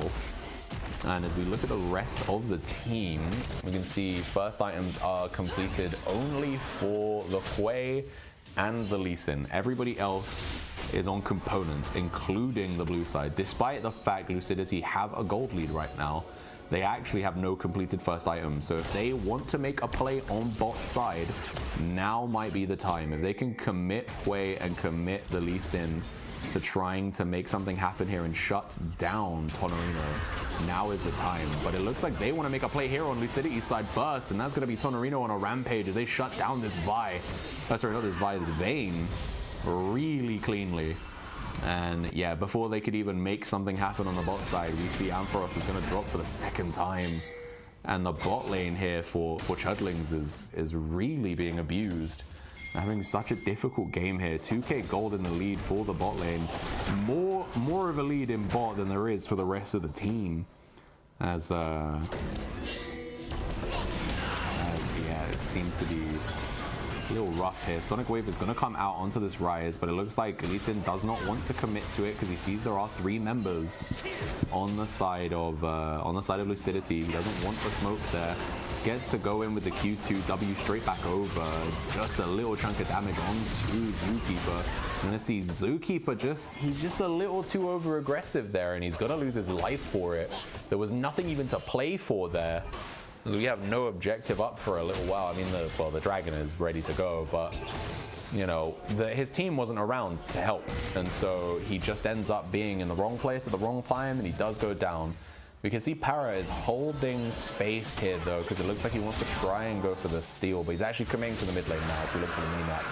Sivir though is shredding this Vayne. Healer's going to come out.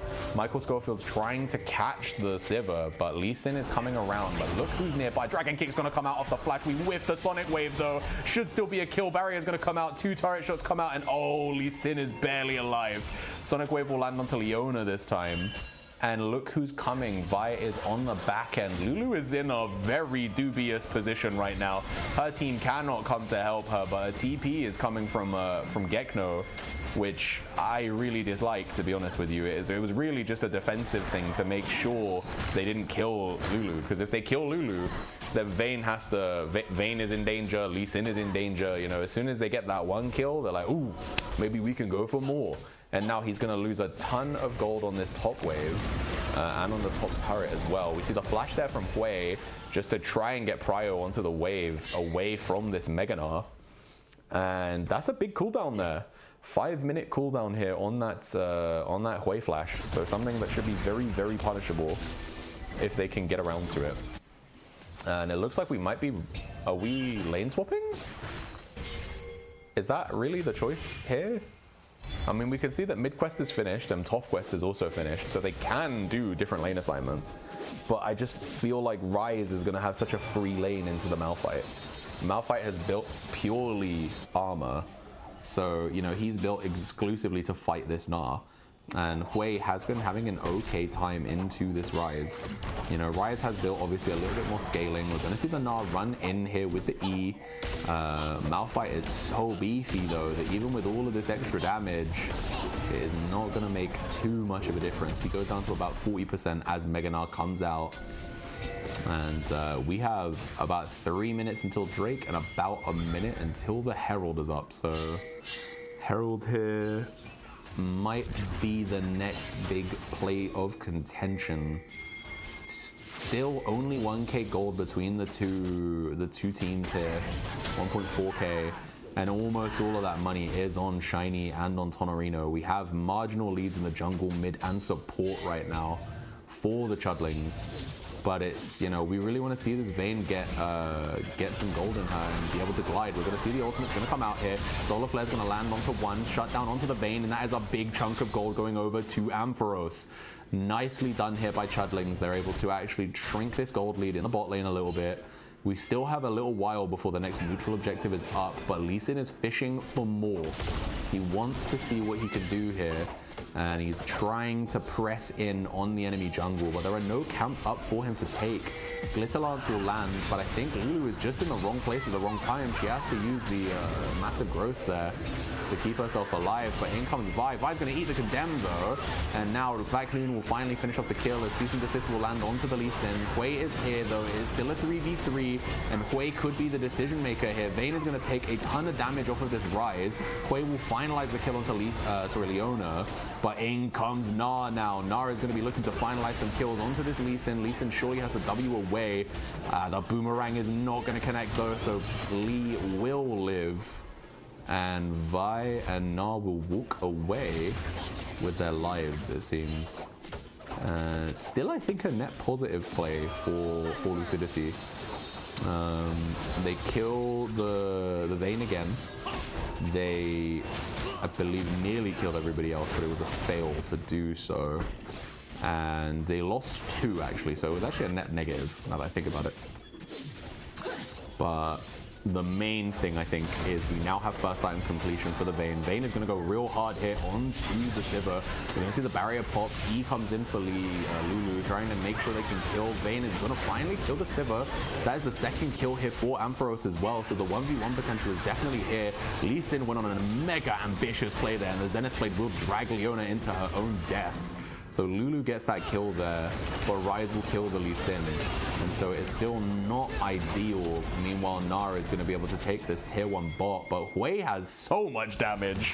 Hui is able to poke him out, and I think he one more ability landing, and it should be a kill here. We're going to whiff it. The flash will come out. Meganar will get extra health there off of the transformation, and that will allow him to walk out. But in comes Gekno, looking for probably unstoppable force if he can land it, but it's on a 5-second cooldown right now. And he's now just there to zone as North Stream will complete the wave and get a reset. So, okay, let's reevaluate. We are 17 minutes in game. Where do we lie with all of our players right now? So, almost 100% kill participation on this Lee Sin. Lee Sin has been paramount in the success here of Chudlings in what was already a behind game for them, right? They were struggling we saw there were kills in bot lane and I believe top lane. Actually, no. I like Gekno is 0-0 and 2. There were no kills top lane. It was all bot. There was a gold lead in top, but it was not kills. We're trading here. We do give away the Drake, so we're going to get second Drake here for Chudlings, but we are taking top tier 1 and a big chunk of top tier 2 as a response. Hui has finally shown up, but only really to save the tier 2, as not much else will happen there. And the gold lead is now 2.4k in favor of Lucidity, as they got some so much Jesus. Sorry. They get some much needed gold from that exchange. And the 2 turrets being killed, that is a big injection of plate gold, and we're going to see a nice pickup here for Lee Sin on his own, no less, in the bot lane. Going to further his own individual lead here. As the dragon pick will come out, they're going to try and kill Gnar here. Parapis is here though. Sonic Wave will land, meaning True to Myself will kill the Gnar. And now in a 2v1, I like the flash there from Gekno. He just tries to make it so that the Vi cannot escape, and she has to Vault Breaker into 2 more members of the Chudlings. And really well played there by Chudlings to try and punish here, as we are now down to 400 gold between the 2 teams. And again, most of that gold right now is sitting on this Sivir. She is 1.3k in the lead. But if we look at items, that's where I worry a little bit. Tonorino is on the 2-item power spike. He's got the Flicker Blades, which is an incredible power spike for Sivir. She is someone who can abuse Flicker Blades to no end, because Bouncing Blade is an insanely strong ability. And every time she auto attacks, her basic attacks cooldowns decrease. So, you know, getting multiple uses of the Bouncing Blades in a team fight can be the difference between winning and losing in a 5v5 setting, you know? It's just going to be about, can she keep safe, you know? Because she doesn't have much peel here, right? Like, the Gnar, the Vi, the Leona, they all want to go forward, right? They're not really here to defend the Sivir. They're here to lock down the opponent and allow Sivir to DPS for free. So with that in mind, if Lee Sin gets on top of her, if Vayne gets on top of her even at this point, despite the gold discrepancy, I think Vayne can still 1v1 right now. Maybe not with the DC though. I'm hoping that is something that got immediately resolved, because it doesn't seem like they're AFK. You can still see them sitting in this bush. True to Myself is going to go for the Sonic Wave. There are 4 members here of Lucidity Red. Wild Growth will come out. Lots of damage coming out though onto the red side here, and it looks like Vayne is going to go down. TP's coming in by Malphite. Look how low the Lulu is.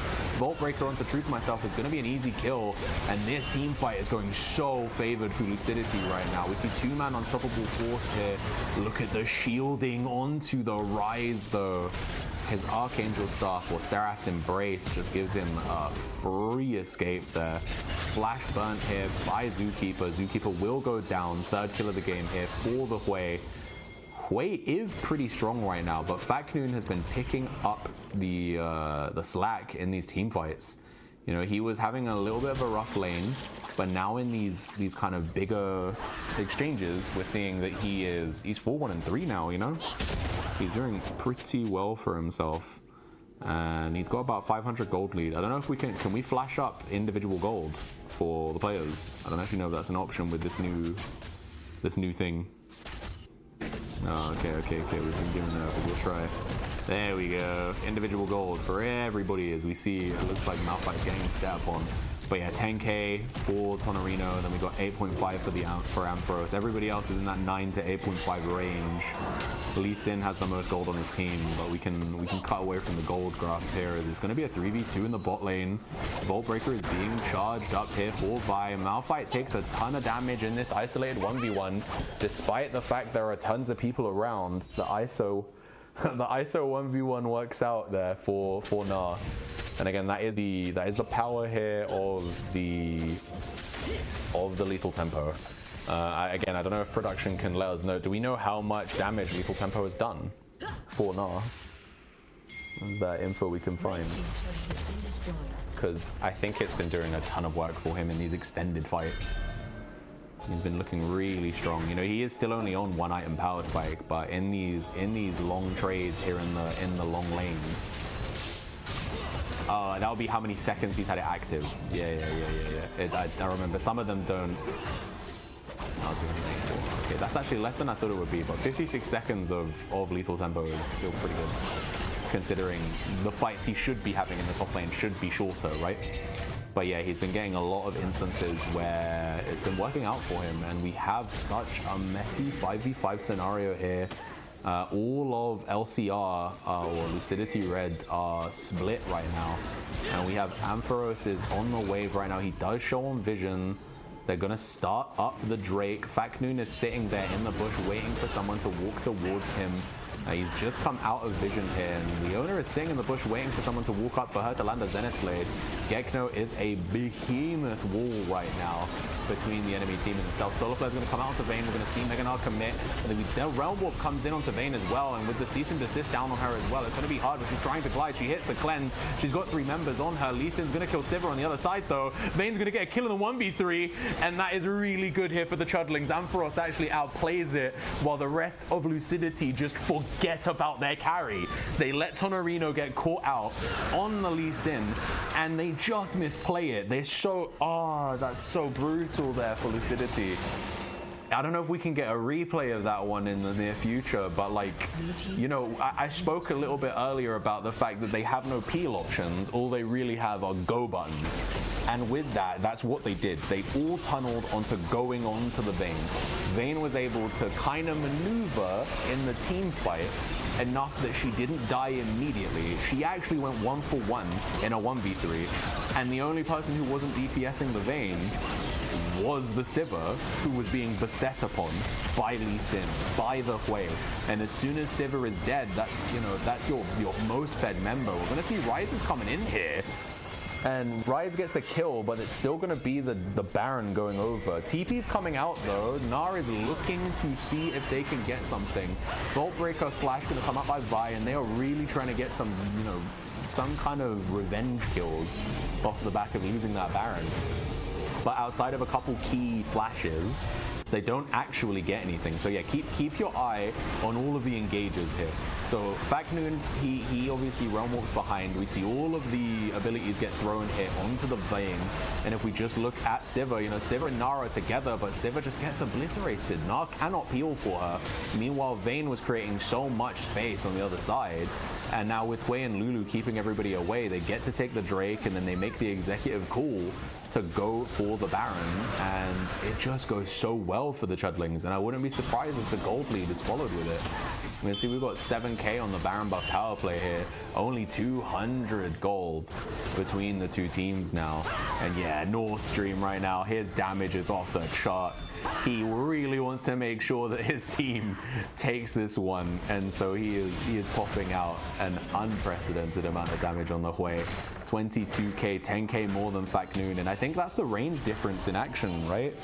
The range difference for Nord Stream there on this way up against the kind of, as I described him, like kind of an artillery mage in the Ryze. If you're within his range, yes, he has tons of DPS, but Hui never needs to be there. Hui can clear waves from literally outside of Ryze's range. And then when he wants to fight him, he can fling spells from, again, outside of Ryze's range. Ryze needs to play team fights the way he played that last one, because that's the only way he can really get into range. He needs to kind of flank, because as it stands, with no way to really walk into the enemy team like that safely, it's hard. And if we look at some of these third item power spikes that are coming in for some of these players, we can see third item Mortal Reminder finished here for Sivir, still ahead in gold despite the fact that the team fight went so poorly.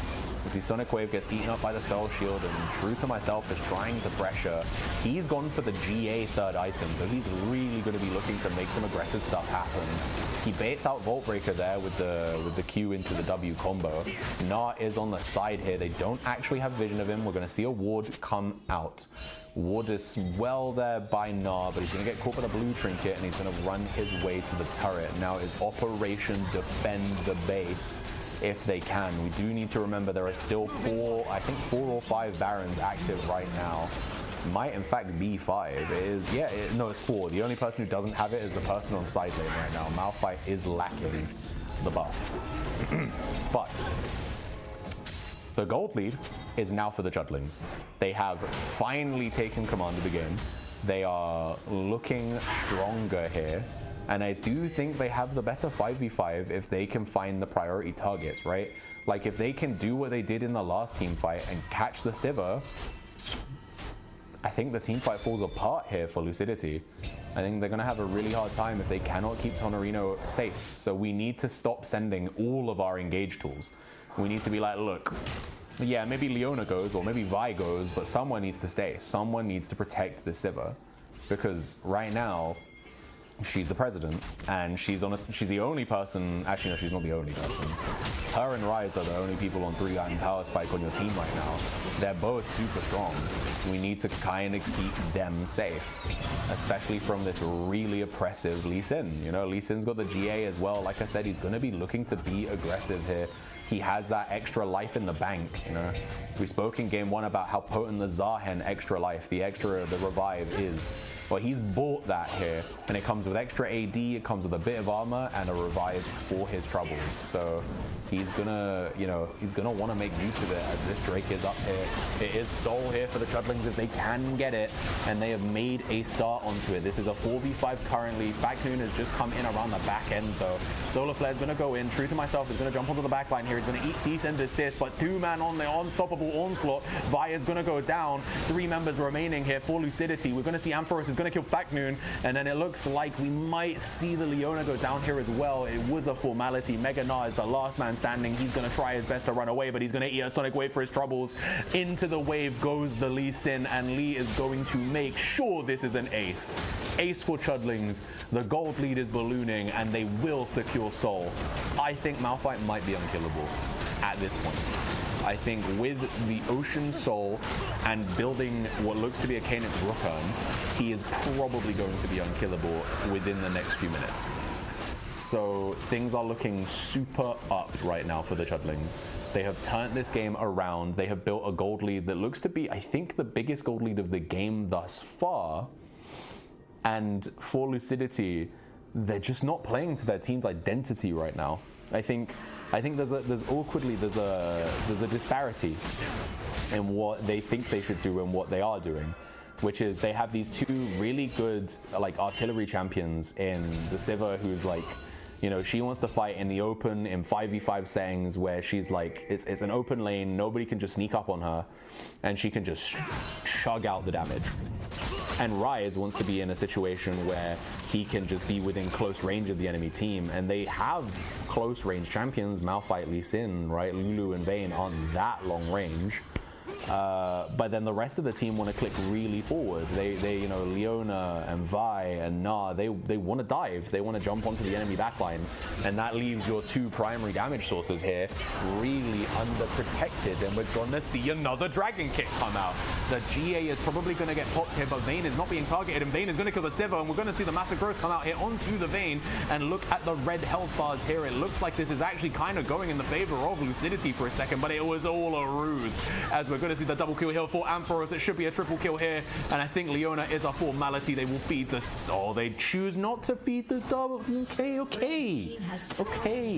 Dino's feeling himself. He chooses not to give the Quadra over to Ampharos. He decides to take the double for himself, and I think this might be game. It is now 4K gold lead, a wave in hand, and they are cracking down onto this inhibitor.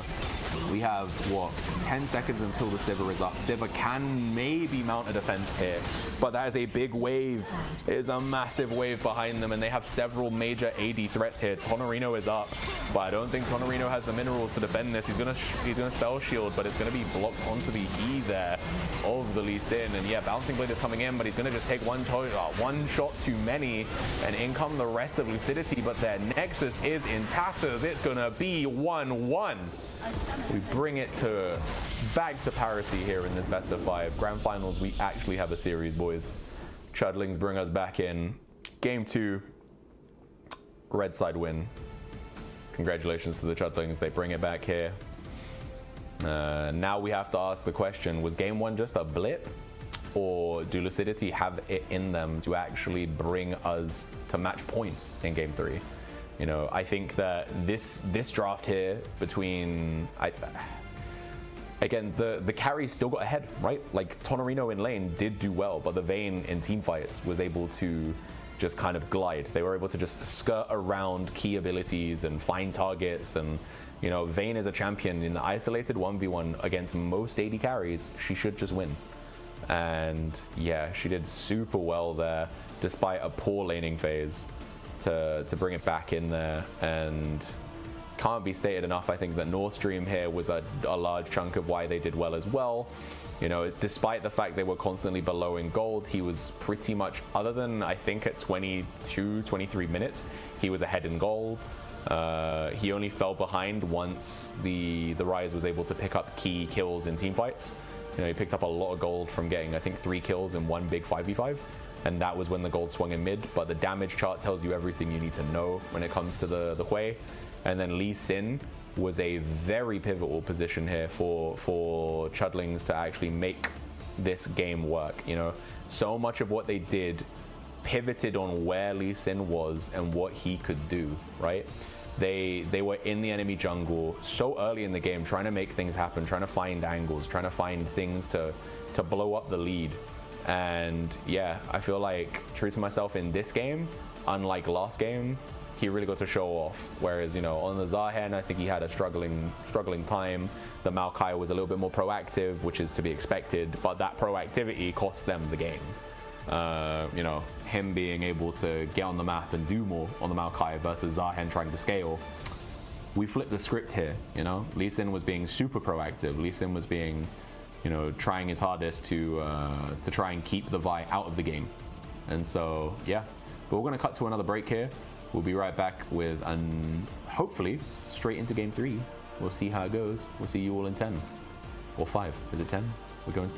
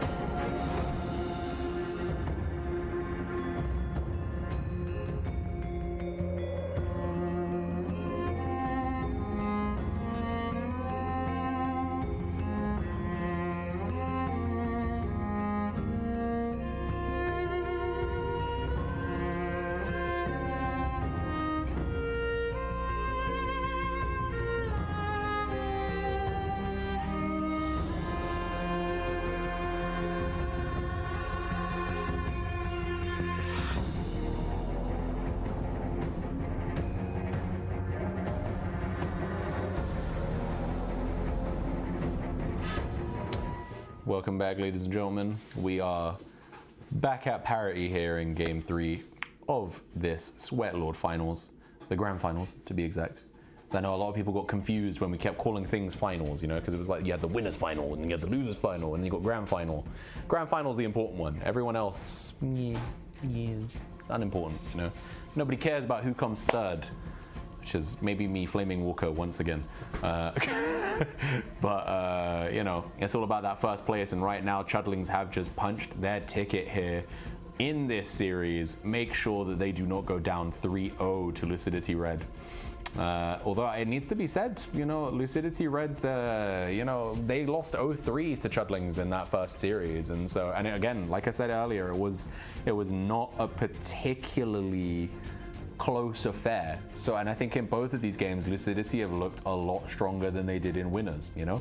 I think that up against Chudlings, they're doing a lot more. And I need to, it begs the question for me, are we facing some nerves? Is it Chudlings playing worse because maybe they're struggling with the, you know, the pressure of it being a grand final? Or did Lucidity just play worse in the earlier stages, and as they've ramped up in the tournament, picked up some momentum going into the grand finals? So, you know, Chudlings, they finished their winners final a week and a bit ago. So unless they've been scrimming, they might have just not played together for over a week. And so it can just be the difference of who is more fresh, like who has had more reps in recent history. But for game 3, Chudlings are going to be going on the blue side here. So we're going to see Lucidity Red want that R5 pickup here. They want to go for the counter pick. As I'm going to quickly try and bring up the Twitch chat again because my phone was bugging out and it was saying no one was talking for a long time. So I'm going to bring that one back up. We're going to see what the people are saying after the cash in. And shit. I like how I see the third place is good. Yeah, you're right. I wouldn't know. I never got it. I am a first round of playoffs merchant. I make top 8 and then fail at top 8. That's like where I land every time. And it's not even just in league. Like that's the case in any competitive thing I've ever done. Like even in TCGs. Like I used to play Magic the Gathering fairly competitively, and I would only ever make day 2. I would never like top cut, you know? I would never like make a final. I would always make like reasonable, like respectable, but like never enough, you know? But enough about that. Let's have a talk about the game here at hand. We're gonna see the Zyre is gonna be taken away and the Ashe is gonna be taken away. So we're seeing some alterations here for the Chudlings bans. If I remember correctly, they took away Orianna last time and they took away Xin Zhao. This time they are saying, no, we are taking away any of your safe pick 80 carries. Meanwhile, Lucidity have changed their tune a little bit here as well. They have taken away the Olaf here and they kept the Rek'Sai ban. So Rek'Sai and Nocturne, these seem to be the 2 champs that like nobody's touching these today, bro. Xin Zhao on the R3 to make sure here that they cannot B1 the Xin Zhao. So I like that adaptation here from Lucidity. We mentioned it in game 2. Obviously, the Xin Zhao was banned away by the Chudlings because they didn't want to face it. And here they just B1 the Orianna. They say, look, we banned it last time. We don't want to ban it again. We play it this time. Northstream is a player that we've seen play the Orianna to great success in the past. And I think he can definitely pilot it here again. But Lucidity Red picked some great engage options here in the Galio, in the Rel. Galio is one of those champions since the Imperial Mandate changes came through. He has seen a lot of prevalence in mid and support. So he's a champion that's really good into most AP carries because he just gets the extra AP shielding from Shield of Durand. Lego Galio pick. Hey. And we're gonna see the Samira Nami here. So Chudlings are gonna go straight for comfort here for Ampharos. Obviously we do not know yet what the pick for Tonorino will be, but we do know that Zookeeper will be on this rel. So Zookeeper on the rel, like I said, good engage option. Samira, in my head, Samira really wants to engage with her, right? Like that's why, like to my knowledge, one of the best lanes for Samira is Samira Nautilus. Obviously cannot be played in this series because Nautilus was picked in game 1. but you know, it's something where they go in, they lock them down, you go in, you blow them up, right? That's the logic. But you know, I mean, Nami is also a very aggressive support. She's a champion. She can layer on the E. You know, Imperial Mandate doesn't really work as well as it used to with her. Obviously, it was like her best in slot item for a long time. I believe it's still playable though. But Tonorino is gonna take the Senna here, which I don't know how I feel about that. Senna is a very supportive AD carry. She's an infinitely scaling one, which I think is great. Because, you know, like we saw in the game 2 on the Sivir, if you can get ahead and you can begin to scale, you know, a little bit faster than you should, you can take over the game. But she's immobile, just like the Sivir. She's very punishable in the early game, like the Sivir. I expect that we will probably see some kind of aggressive in-your-face jungle pick for Chudlings that will try and punish this center as much as possible. Make sure that it is hard for her to live safely, you know? Meanwhile, when we look at these stage 2 bans, we see there's a Mundo ban and a Viego ban. So they want to remove that 1v9 carry type champion away from Dino, and they take away the comfort as well from Gekno on the Mundo as well. I don't think he would blind the Mundo unless they intend to pick, unless they intend to pick their mid laner here, and it wouldn't be someone who can shred tanks. If that's the case, oh, hold up, no ban on the ban 5 there from Chudlings, is that? Oh, okay, we've been informed it was a Renekton, they just timed out. It was a second too late, but we do have Renekton and J4 as our bans here.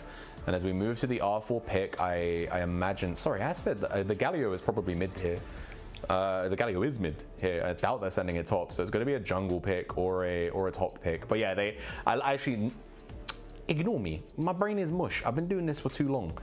Galio Senna cannot kill Mundo, so I like the Mundo ban with that in tow, right? That makes a lot of sense. We're going to blind Ambessa here. Ambessa is a flex, so they could send it jungle, they could send it top. I like the idea to try and, you know, not commit too hard to any one thing. It looks like we're going to respond with what will probably be a Pantheon top. I believe we have seen Gekno play it before.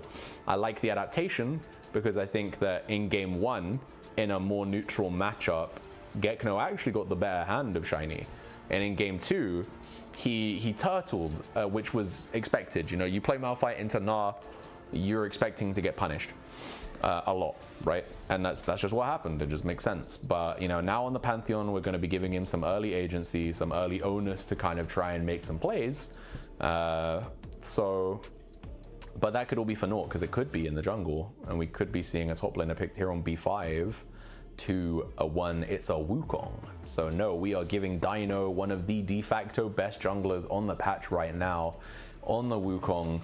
Very good into these AD options. His passive gives him a ton of armor, a ton of regen, which means Ambessa, Senna, and whatever AD jungler they might pick, if they do pick one, will do less damage to the Wukong.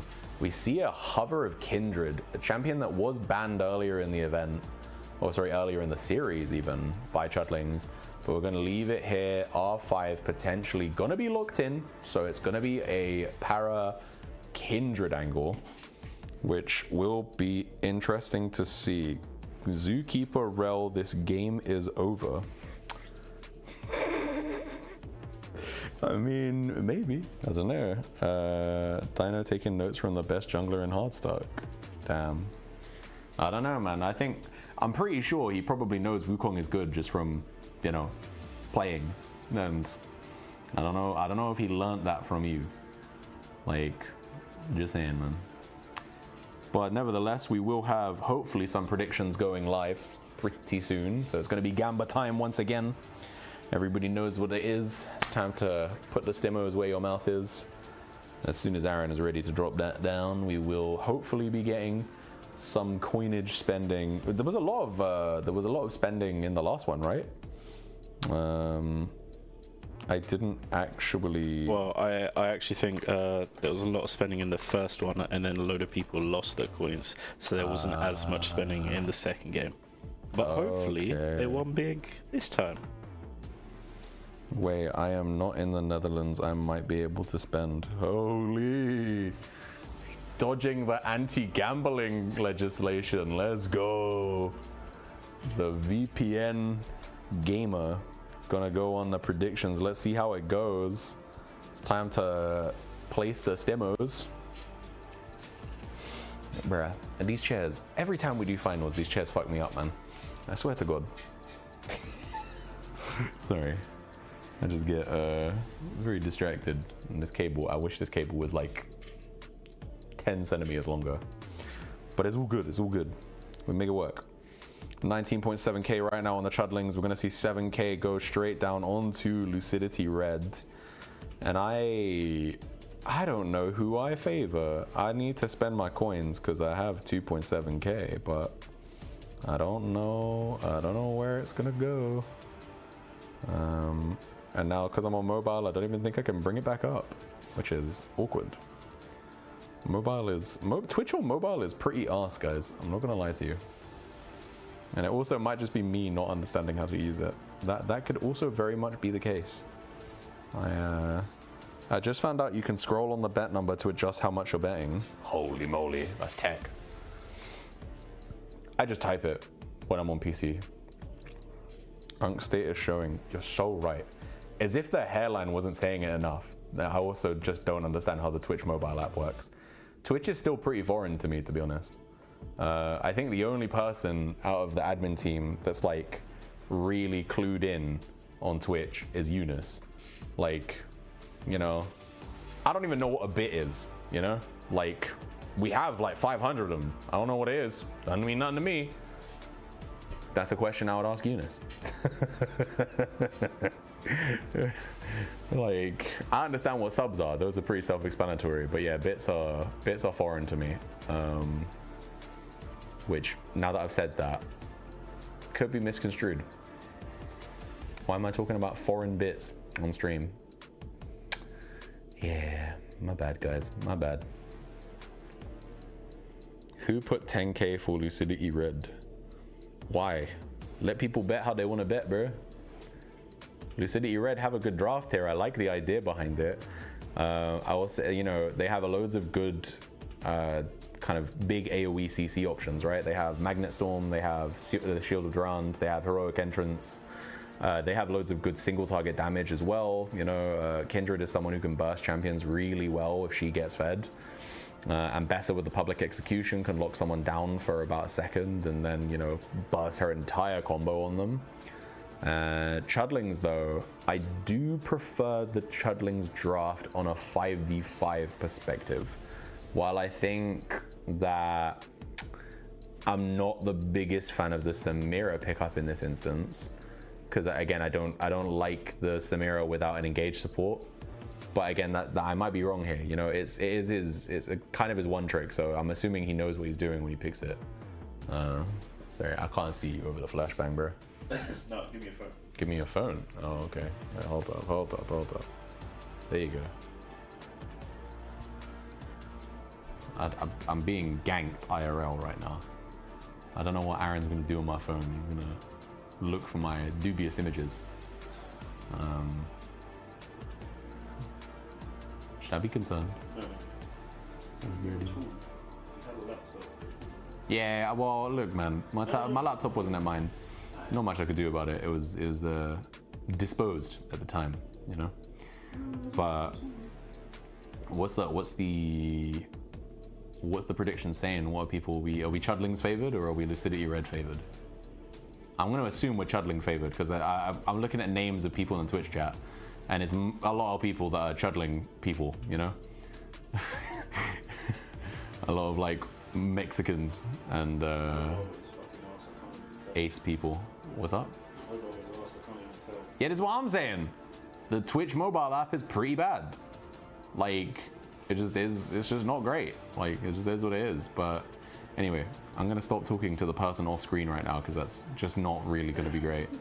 I want to talk about this draft. I want to talk about how do each team win. So, if we look at Lucidity Red, their team probably wants to scale. You know, they probably don't want to fight for the first 15 minutes. They might have to give up Drake 1, they might have to give up Drake 2, and they might have to give up Grubs or Herald. Like, all of those kind of like pre-20 minute things. They might have to just be like, okay, we can't fight it, we'll cross map, we'll take your stuff while you're taking the objective. But once Senna gets to that kind of critical mass of souls, and when Kindred gets to enough marks, thank you. I'm assuming, did you work it out in the end, or no? It kind of works. If you go to Chrome tab, you'll see. To my Chrome tab.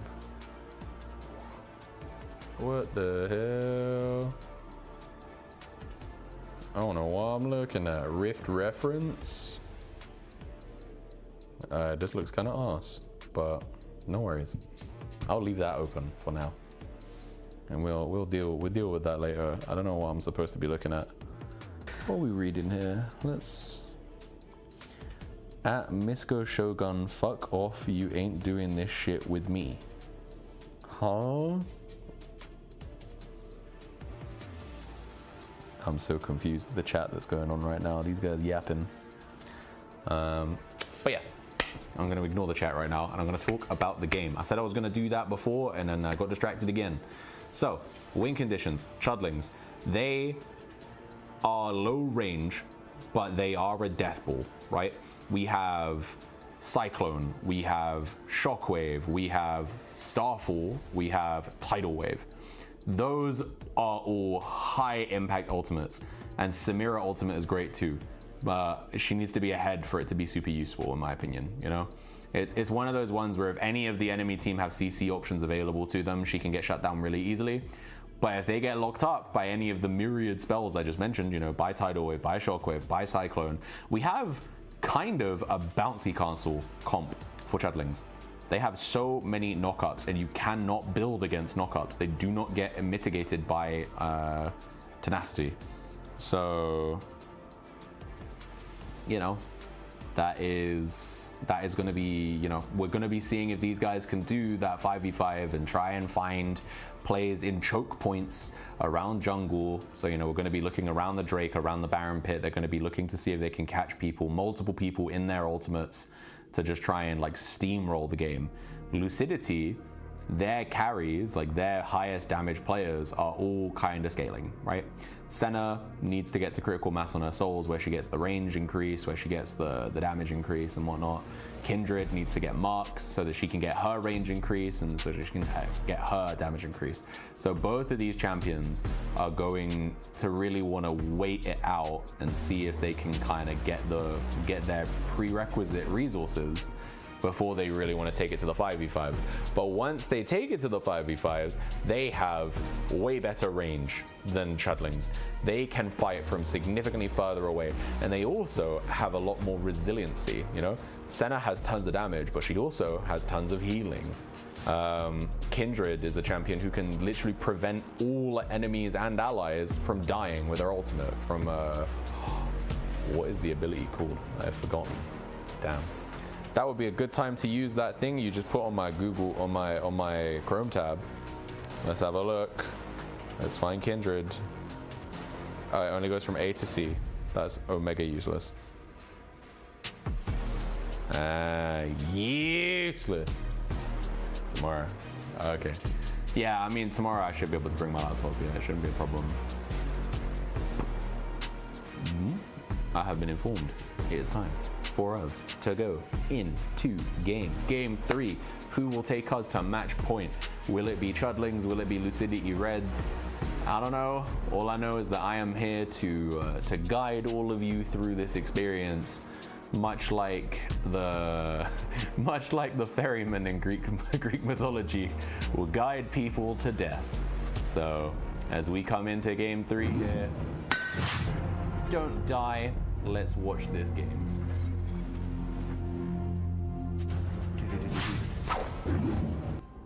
There we go. Let's have a look at the skins. And shout out to Sai there for making that a thing. It's now the new meta. Is essentially like, you guys ever watch? I'm gonna do the exact same thing I did in game 2. Guys, remember the Chicken Connoisseur? Yeah, this is like the crepe check thing he used to do with people's shoes. Are we stuck on this? Are we stuck on this angle? What's happening? Oh, there we go. Nice. All right. Let's break down what we can see right now, which is currently we got runes. We can look at runes. So we've got Conqueror on 60% of the side of Chudlings, which tells you exactly how they want to play this game, which is in the fray. You know, they don't wanna waste time. They want to find themselves inside the. Oh yeah, Lamb's Respite. Yeah, nice. Thank you, Ivan. My goat. Yeah, they want to be going into the fray. They want to try and find fights as much as possible, and they want to be stacking up that Conqueror, getting that extra damage, getting that healing out as much as they can. We've got Aerie here for the Orianna. A little bit of shielding, a little bit of damage, you know. Cannot physically miss it like you can with the Comet, so that's why people tend to take the Aerie, because A, it synergizes with her shielding, which is nice for your allies. You know, Orianna is not going to be the primary carry of this game. It's probably going to be Samira or Wukong. And if it goes past 30 minutes, then she can maybe be the primary carry. But realistically, we're going to be looking at these AD damage threats that they have for the early and mid game, especially with how high impact all of their ultimates are. And if we look over to Lucidity, we will see we have Grasp of the Undying for the Ambessa, so she's going to be looking for short trades. She doesn't really want to all in the Pantheon, she just kind of wants to get in, get a little bit of health, and get out. PTA for the Kindred, so going to be looking for that burst damage once she's actually on the Rift and trying to find fights. You know, once the farming is done, she'll probably go for that. And then we've got DFT for Senna, which I don't actually know if that's normal or not, but we are going to see an invade here by True Myself. Going to get that first blood here onto Kindred and shut her down as quickly as possible. And I really like this adaptation here from the Chudlings. It's, you know, Kindred is a champion that needs to scale. Senna is a champion that needs to scale. Stop them from scaling, and they are not champions. They struggle so immensely from behind that you will be able to steamroll them if they cannot get that safe kind of, you know, safe engage, safe start to the game. And we're going to see a nice beginning of a fight here for Pantheon. Pantheon has no mana though, so he cannot finish the engagement. He's going to have to burn his Ignite and walk away. We can see he's sitting in the bush waiting to maybe catch someone unaware, but he's not going to make anything of it right now. Meanwhile, the bot lane here is getting into a bit of a tussle. We see both AD carries are about half health. And I don't know what I'm looking at right now. It says graph.gold.full. But there is a top lane gank here for the Kindred, and I think this is going to be the death here of Gekno. Gekno is trying to walk it under the turret so that he makes sure to give the kill over to Shiny and not let the Kindred get her mark. So really nice there that he is able to get away with that, but unfortunately he had to die nonetheless. He is now down CS and a kill. Picking Kindred into Dino is ballsy. It's a grand finals, man. You gotta do what you gotta do. You gotta pick comfort, you gotta pick what you're good at. And yeah, picking the Kindred here. Only down about 2 camps right now. But it will be a challenge here, you know. Again, Dino is, I think, the highest ranked player in the entire event, so he is someone that's going to be a real threat for Para. We saw in the game 2 on the Lee Sin, he did a lot of work trying to punish and trying to push out the Vi? Yeah, it was the Vi. So I expect to see more of the same here on the Wukong. Wukong is a champion, again, due to his passive and due to the innate power in his kit. He can punish Kindred in the early game. If he can jump on her with E, if he can use his clone and kind of mirror the Q obviously shreds, I believe shreds armor as well, so it will make her really paper thin. And top lane here might be a kill over to the Pantheon as Shiny does not try to get out. He's all of his mobility was on cooldown there. And so he's just gonna get popped, and there is not much that they could really do about it there. He's just gonna go down, and we go back to a kind of neutral state here. But this is this the first game, Aaron, that we have seen a lead in the early game for Chudlings? As we're going to see Kindred is going to get punished here by the Wukong again. Wukong does clone, and so all of Galio's abilities are burnt there onto the clone. Rel is here, we're going to crash down, but in comes Ambessa with the heroic charge as well off of the Galio, and it looks like True to Myself is going to get punished. Really well played collapse here from the Lucidity side. They are able to actually punish Wukong, they get the kill, and the question is how much did they lose across the map while sending everybody there? We can see Senna is getting pushed in here by Samira. Nami is here too, but Nami will eat the root there off of the Senna, and otherwise it looks like they didn't lose too much, right? Pantheon is up in CS a little bit, and obviously he's a kill as well, but Ambessa getting the kill onto the Wukong keeps her up in gold, and Pantheon is really trying to bring it here to the Ambessa, wants to force her out. We see the Q ignite, and his Q will be back up in any second, so he should in theory be able to fling the Q. Oh, he's going to send the Starfall here. He whiffs the Q. Shield comes out perfectly there for Shiny, keeps him alive. And that is so rough there for Gekno. Tried his best, but sent everything in the kitchen sink at the Ambessa, but the shielding is just a little too problematic. And it begs the question, with all of I believe there's some shielding built into Rel's kit, there's obviously shielding built into Ambessa's kit, there's shielding built into the Galio's kit as well. Do we see a Serpent's Fang from Gekno on this Pantheon? Obviously not first item, I think that would be a little bit in, but second or third item, I think there's definitely an argument to be made for the Serpent's Fang in this game. And red side here going to get control of this crab right in front of the Drake. We can see True to Myself wants to make something happen here. The bubble is going to land here onto the Kindred. In comes the Cyclone. Cyclone Mark II will come out, but I'm not going to lie, True to Myself is taking a lot of damage. North Stream's going to get it with the W. In comes Samira, and we're going to see flashes on both sides here, and I think they should still be able to get kills here. Rel is low, but Rel will get away. And that is the power of the Samira there. And again, for the first time this series, Ampharos is ahead in the early game.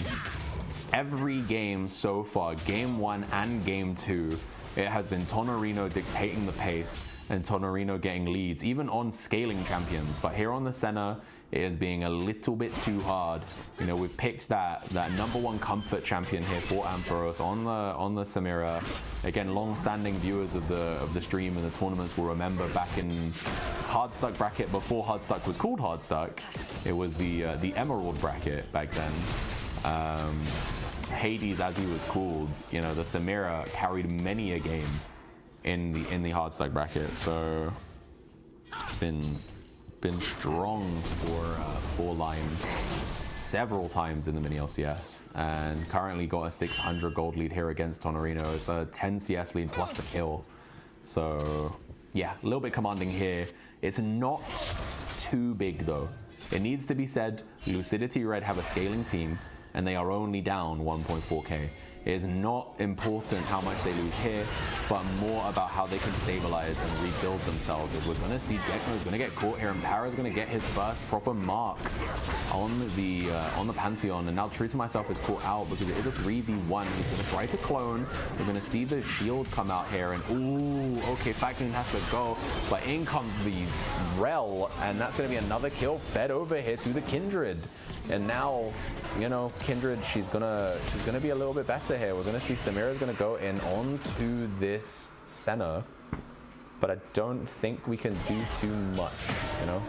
She gets to walk away with the extra movement speed out of her ability. And we're gonna see income Starfall, and that's just a dead Kindred.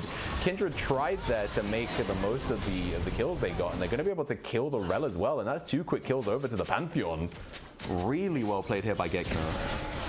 Being able to essentially manifest an advantage there out of nothing for his team. And I can feel it in my bones this Samira wants to dive. The S rank is gonna fall off, and we will not commit to a dive.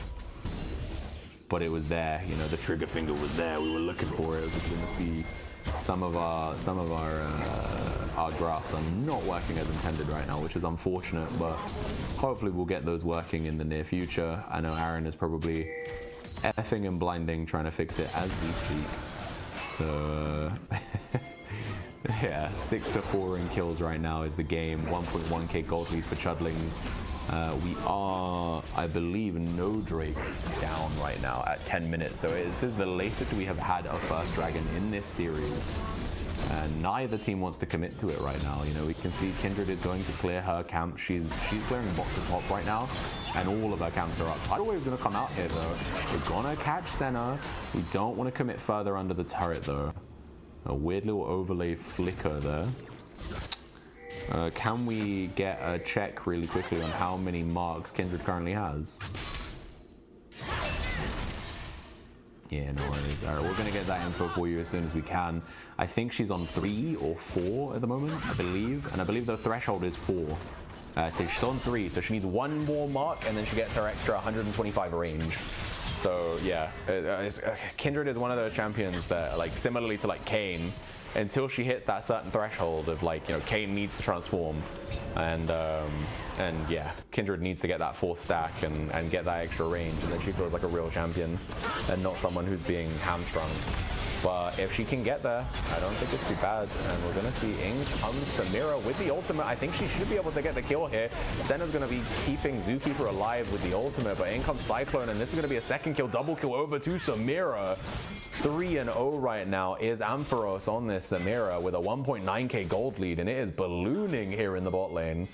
Samira looks real strong, and yeah, I like the commitment there from the Wukong as well. They know, you know, like I said, Samira is kind of one of Ampharos' main champions. He was a one-trick for a really long time with the Samira, and so to make sure that that player gets ahead makes a lot of sense. And yeah, there we go. We can see that total gold. Look at it, the nearly double. Actually, it's 2k. It's 2k. Yeah, it's not nearly double. I just saw 3 and 6 and thought it was nearly double. But we're gonna see True to Myself gets out there with the help of the blast cone. And now 4 members here of the red side are here. We're going to see the tidal wave will land onto Rel. Rel will get away, but Heroic Entrance is coming in. We're going to get a knock up onto 2. Samira is really low. Samira's going to go in. She's going to ultimate, and she gets 1 for her troubles, but she will get shut down eventually by the Kindred. And now in comes the dive. North Stream with the flash straight up, just ball to the face. Really good death for North Stream. 2-0 and 4 right now on this Orianna. And having a good game thus far. I think he is, you know, he's gone for the Rod of Ages here, so he's going for a beefier build. Not going to be so damage centric, which I think if I was in his position, I would have maybe gone for more DPS, because he is a solo AP threat, right? Like, right now, the onus is really on one of these 3 AD threats to build a Black Cleaver, because if they don't, armor is going to eviscerate them. We're going to see the Cyclone is going to come out, and it looks like Senna might die. Senna does get under the turret though, so she's gonna hide under the turret and try to reset. But I think she might not be long for this world. But it looks like True to Myself is gonna trade there, as he takes a little too long and doesn't respect the Rel. And so it's actually going to be a 1-for-1, and that's going to be the first kill on the board for Tonorino as well. So he's going to be more than happy with that. It sucks that he dies, and it sucks that he misses the next wave. It's going to get crashed, but you know what? Getting a kill in an exchange where it looked like he was just getting 1v1'd, you take it, you know? You take what you can get. Zookeeper here is trying to save his turret as best he can by trying to queue into Samira and make it so they cannot kill the turret. But I don't think it's going to do too much here. She loses half of her life for the trouble, and in comes Senna now. The turret will still fall. That's going to be first turret gold over to the Chudlings as well. 2.3k, now 2.4 for Ampharos in this bot lane. And he's got the Collector as well, which is a big item power spike for the Samira. You know, she's a champion that can deal tons of damage, and having the, you know, the idea that you kill people at 5% health instead of at 0% health can be a big boon in that kind of assassination type champion, right? In a champ like Samira, who wants to get in, do tons of damage, and get out as quickly as she can. And yeah, if we look at the damage graph here, as we see so many people on the on the blue side have done very similar damage. Actually, everybody has been firing on all cylinders, and we're going to see 3 men commit here to trying to kill Pantheon. Center ult will come out, but it does whiff. And Shiny will get that kill here. It is going to be the 3rd kill of the game for him, and this is, I think, the first game we've seen him be meaningfully ahead here in a combative matchup, right? Like the Gnar is in expectation that he gets ahead. But look at the team fight here, because Wukong has just killed the Galio. They're going to be able to kill Kindred as well as she jumps over the wall trying to get out, but she is fundamentally on vision, and so she just gets popped. And 3.6k now for the Chudlings. They have had the momentum in this game, and they have been running that ball straight down the hill here. They are large and in charge at the moment. You know, they have 1 Drake to their name. They have 4k gold lead. They got 10 plates here. Everybody is just swinging as hard as they can. They want to take this to match point as soon as they can here, and I don't blame them. The enemy team will do better in the late game. They have the scaling, they have the Senna, they have the Kindreds. They're both champions that want the game to go late. So, you know, put your foot on the gas and see if you can finish this one in 25 is probably the mantra here. We're going to see Kindred is going to just go straight up into the enemy team. In comes the heroic charge though, and it looks like it's going to be a shutdown onto Samira. Shiny's going to take that one, and we just see 2 TPs coming in from the blue side. In comes Orianna. She'll drop the ball, but she chooses not to use the shockwave. In goes True to Myself, but we will get the shockwave onto 2. But this is really messy here as Gegno will get 2. Gegno will get 3. He pops 2 people with the same spear. He whiffs the spear here onto the Galio, but he thinks that's going to be the end of the play. Senna's going to walk away. Galio has to walk into the enemy territory to get himself to safety. This Galio thinking he's Chovy, but he's behind versus Orianna W. He is 1.5k down right now. Yeah, I think North Stream has had the better of this matchup throughout the series, if I'm being honest. And we're going to see the Herald be popped here. Gold lead is steadily building for the Chudlings. They are now a little under 6k down. We see the, oh, hold up, we're gonna have a big engage here. Magnustorm's gonna come out. We're gonna get the center ultimate onto 3, but they're walking away with such low health. Gekno is making a lot of space for his team here. He uses the E to try and mitigate damage, and in comes Ampharos. He's gonna pop 3, he's gonna pop 4. The game's over, boys. Just wrap it up. It is done here. Quadra kill 21-8. Ampharos on the Samira is gonna just eviscerate them. 15.7k damage, and at this point you have to question for the enemy's team, for the red side, for Lucidity, what do they do here to drag this game out? You know, we've mentioned several times they are playing scaling champions, but they are down 5k near enough in the bot lane. They are down like 2k in the mid lane, you know, 1.5k in the jungle as well. Like it's pretty spread here. It's not like you have the one job of kill the Samira and then you are fine, because literally everybody on the blue side is ahead, and the only person whose lead is negligible is actually Gekno, who just about got away there on that base. And they are pushing here into the enemy jungle. We know we have Baron in a minute. Gonna do the Cyclone pops here. Second charge of Cyclone is gonna come out, but it looks like Kindred will get out. And now it looks like Lucidity want to go for the re-engage, but the flash EQ from True to Myself is gonna be able to finish off Kindred, and that's a double kill here. And Lucidity are on the back foot yet again. There is nothing they can really do here. Galio and Senna are not strong enough to contest this 3-man here, with Samira and the Wave coming up here in the bot side as well, looking to crash into the Galio. Galio lands the E, lands the Q, is gonna maybe get the shutdown onto Nami. Misplay there by Michael Schofield, but in comes the blue side here, and we're gonna see True to Myself is gonna kill Senna. Heroic entrance did come, but it was a negligible ultimate. It didn't really do anything, and Bessa is the only person on her team with any kind of lead or gold right now, and she needs to do something here, but the rest of our team is already dead. You know, Kindred and Rel right now are not enough to contest the enemy team. It is now a 10.2k gold lead. And yeah, I mean, as we look at this replay here, Wukong really forcing the issue. Gonna land both charges of Cyclone, force out the Lamb's Respite. And even with 4 members, they know they are so ahead, they can just force this. They know that the DPS is just not there. They know that Wukong is safe. If they try to hit him, he's fully stacked on the passive. It doesn't matter here. And as we move towards the Baron, which should be the next port of call for both teams, you can see it looks like Shiny is a little outnumbered here. Kindred is nearby. Tidal Wave is going to come in, but she won't come in for it. Senna Ultimate will come in and give him a little bit of shielding, but Gekno is on a rampage, just caught out in the wrong place at the wrong time. And with that, I think surely blue side will start this Baron. There's got to be nothing else to do. And I can see someone in the Twitch chat asking again for the Kindred. She's on 4 marks, so she has only gotten 1 mark in the last 10 minutes. So yeah, very much been forced out of this game right now. 3 and 8 on the Kindred. And yeah, true to myself has masterfully kind of dismantled this Kindred pick. I think it's been super hard for Para to be able to find anything in this game. So what can do? And the answer here to the Baron take is let's go get some plates on bot side. Probably the only safe thing the Galio can do right now. And it looks like it's not even that safe still, because we might see the Starfall come out by Gekno and try to punish him, but it looks like he'll just walk to his lane instead. While the rest of the Chudlings are just forcing Lucidity out of their own jungle in the top quadrant.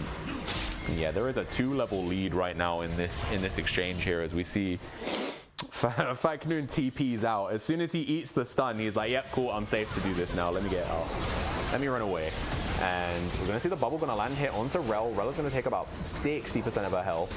And Kindred is looking. In comes Shiny. And the Tidal Wave is going to buffer him, and he loses again about 50% of his health. Cyclone comes in, into the Shockwave, into 2 deaths.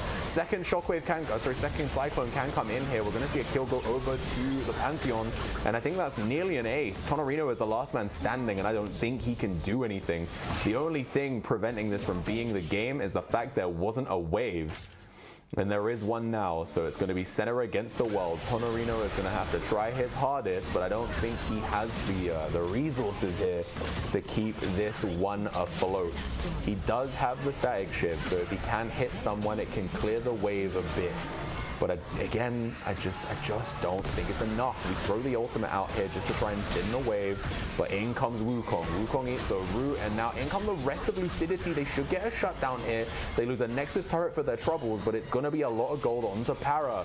Para gets that 4th kill. In comes the public execution, and Shiny is trying his hardest. Heroic Entrance is going to come on top as well. They're going to try and get an extra shutdown. They get the shutdown here onto Para of the Samira.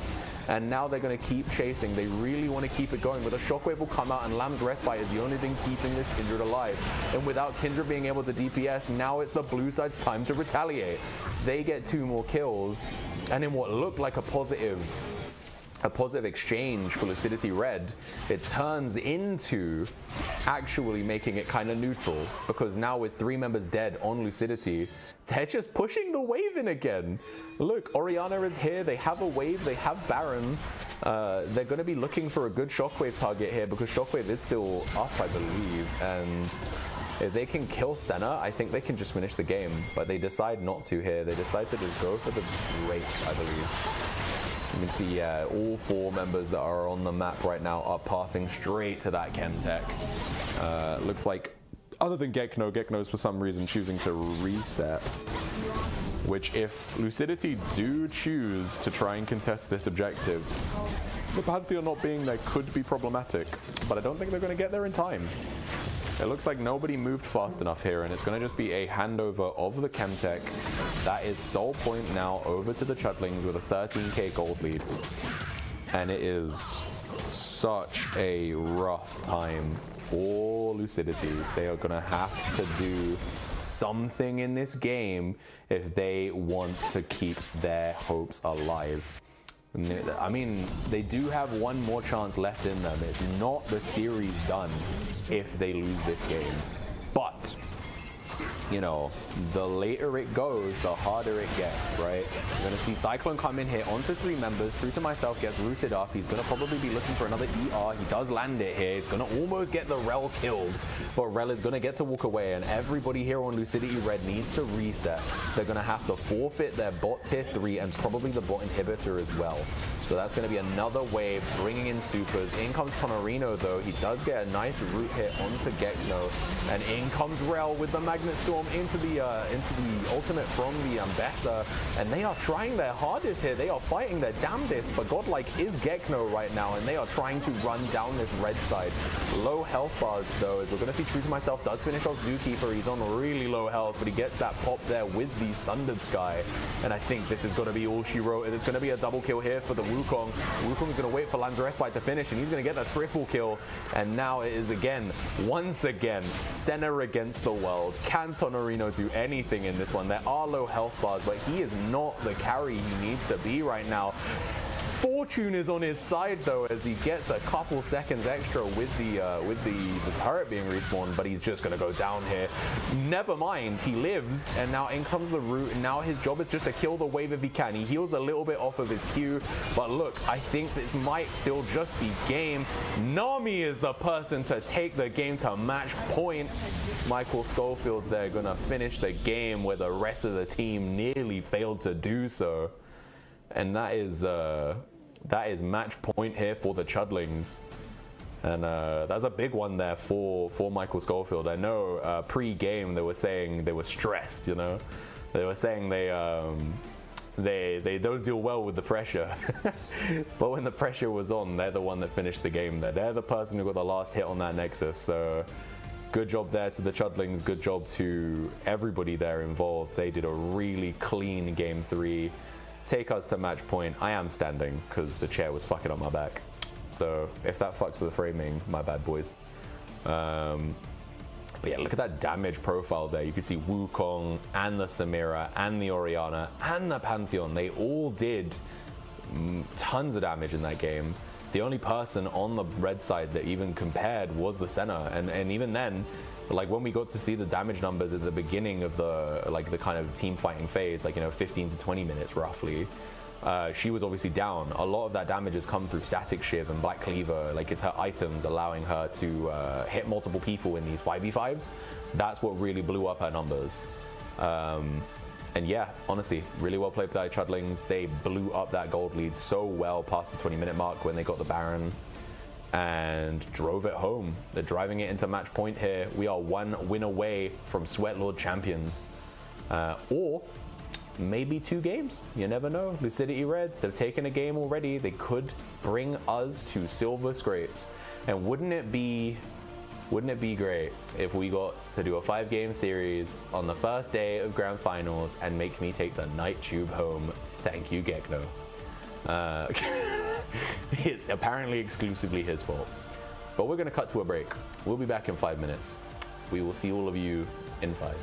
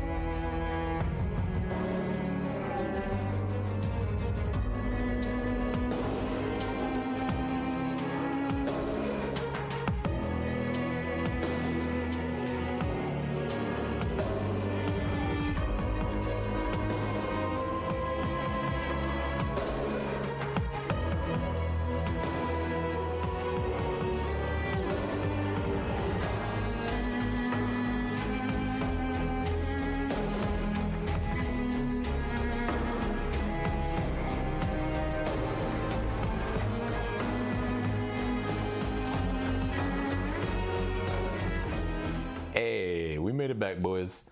And I don't know if you can see this little guy down here, but this is what it's all for. At the end of the day. Hold up. Rotations.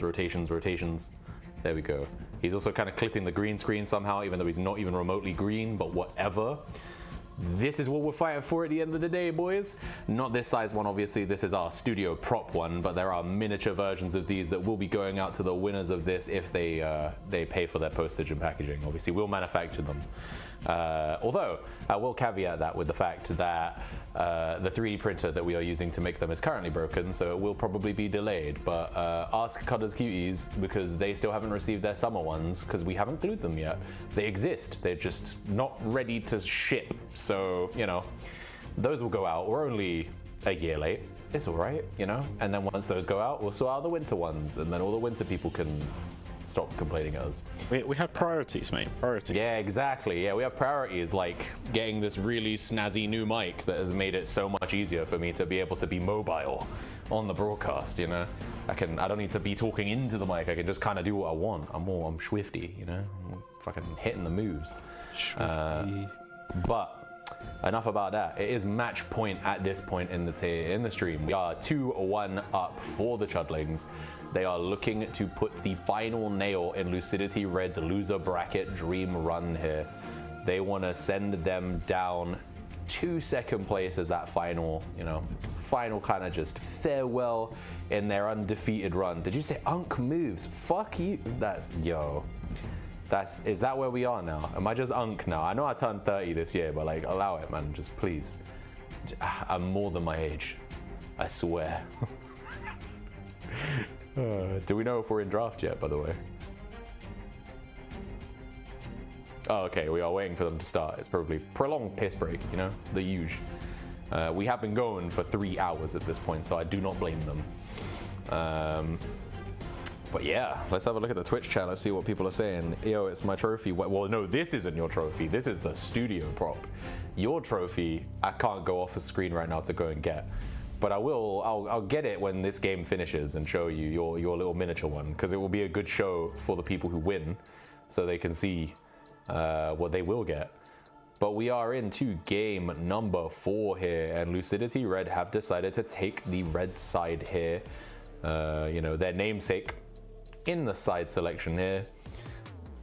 They want that R5 pickup. See if they can get a good counter matchup, and we're going to see the same bands we have seen in game 1 and in game 2 and in game 3. We see the Nocturne, we see the Rek'Sai. Para will never get the Nocturne, and Rek'Sai will never be given to Dino. Dino, I don't think he's gotten a single Rek'Sai game this tournament. I'm pretty sure it has been 100% banned from the Chudlings. So what can do? Oh, why thank you. Here is one we made earlier. Oh wait, no, it's not in focus, it's not in focus.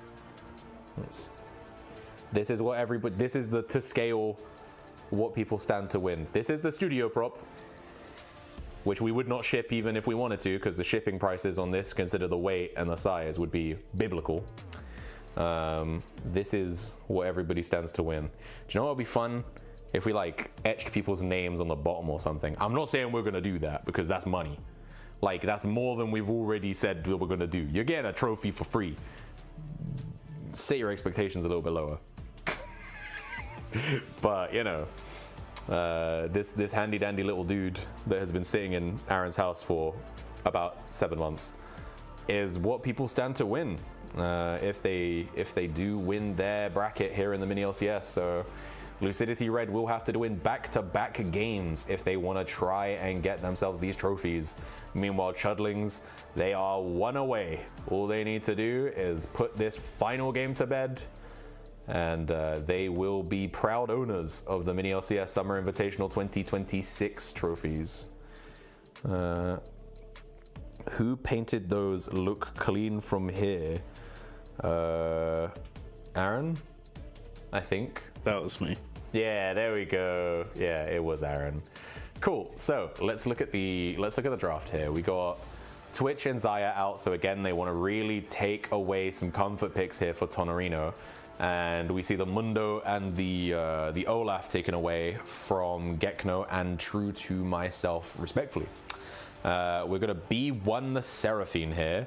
So technically could go one of 3 roles, could go mid, could go bot, could go support. I am almost certain it's going support. Meanwhile, Lucidity Red are going to take the Mel here on R1 and the Renekton in R2. So Renekton is almost always going top here, which means they are comfortable going into whatever they think Gekno can play here. Gekno could whip out still like a Mordekaiser angle maybe. We've seen him play Mordekaiser before, and well... I'm not a psychic, but I just watch this tournament too much, you know? I just have no life. It is what it is. This is all I do. It's just League of Legends and this. So yeah, Mordekaiser are going to be locked up here for Gekno. The Mel is technically a flex as well. Could go bot, could go mid. I don't know how many AP carries we've seen Tonorino play, but I wouldn't be surprised if he can. So it could be going either or. And also it's just really good into the Seraphine as well. You know, having the reflect into her ultimate is so strong. And Chudlings will be locking up a champion that has been banned against them a few times this series with the Anivia in the B3. So that's going to be, I assume, they're assuming it's probably the Mel mid. And so Anivia into Mel is not too bad. She has no meaningful abilities that can be reflected, because the Q, I believe, is not... I don't actually know. I've never seen the Q be reflected before. I assume you can. But because Q is technically 2 triggers, right? Because you do Q1, which sends the projectile. Q2 pops the projectile. If you pop it before it's like fully hitting her while she's reflecting, does it just not trigger? I don't know. That's for the Twitch chat to tell me, because I am unsure. But R3 here is going to be the Pyke for Zookeeper. A very aggressive, very roam-heavy champion, which makes me think this might be Mel AD or AP carry, because she's super safe. Hold up. Let me read what I'm reading here. What are these people saying? Yo, it's my trophy 1 year later. Unk moves. Fuck you.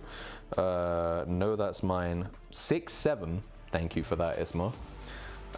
Who painted them? Oh yeah, I already covered that one. Does it ship worldwide? So within the UK, we will ship for free, because I work in retail and can poach free services that way. Because I've been trying to, you know, I think I'll be fine if they do that for me. Oh, I got like a little scab on my arm. But if it's worldwide, then you have to pay for your shipping. We'll do it, you just have to pay for it. So like, for example, a lot of the players who have already won theirs in Central Europe, I've already told them the quote of how much it was going to cost. And if they said they wanted to do it, then we do it. If they don't, then we don't. So yeah, that's why we ask every team. It's like, oh, who wants this? And if you don't live within the UK, you know, just be wary, you're going to have to pay. Again, within Western and Central Europe, it's usually about 12 euros and 50 cents. And so yeah, as long as they pay for that, they cover that, then we cover the rest of the packaging expenses and the manufacturing costs of the trophy. So yeah, Twitch chat here, you are correct. Twitch chat out. Thank you. I don't know what that was about. I'm assuming that's about Anivia Q2 into the Mel. But let's look at these stage 2 bans. We see Graves and Viego taken away from the Chudlings. So again, we're trying to remove those 1v9 carry threats for Dino.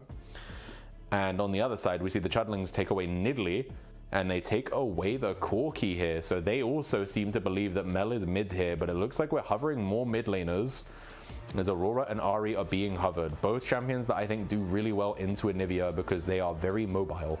They are champions that are hard for Anivia to hit, and they have ways around the ice wall. So we're going to see the Aurora lock in, meaning that Mel is now officially bot.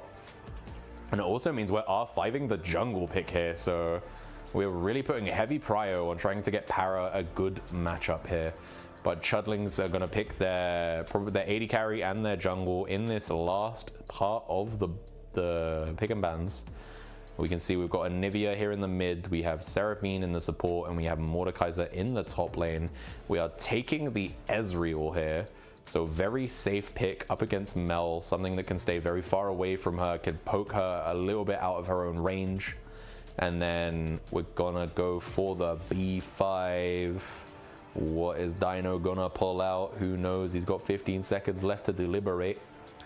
And it could be anything off the top of my head. Like, technically the Ezreal could actually be jungle. Like, I've seen him play that in houses, and it's been kind of disgusting.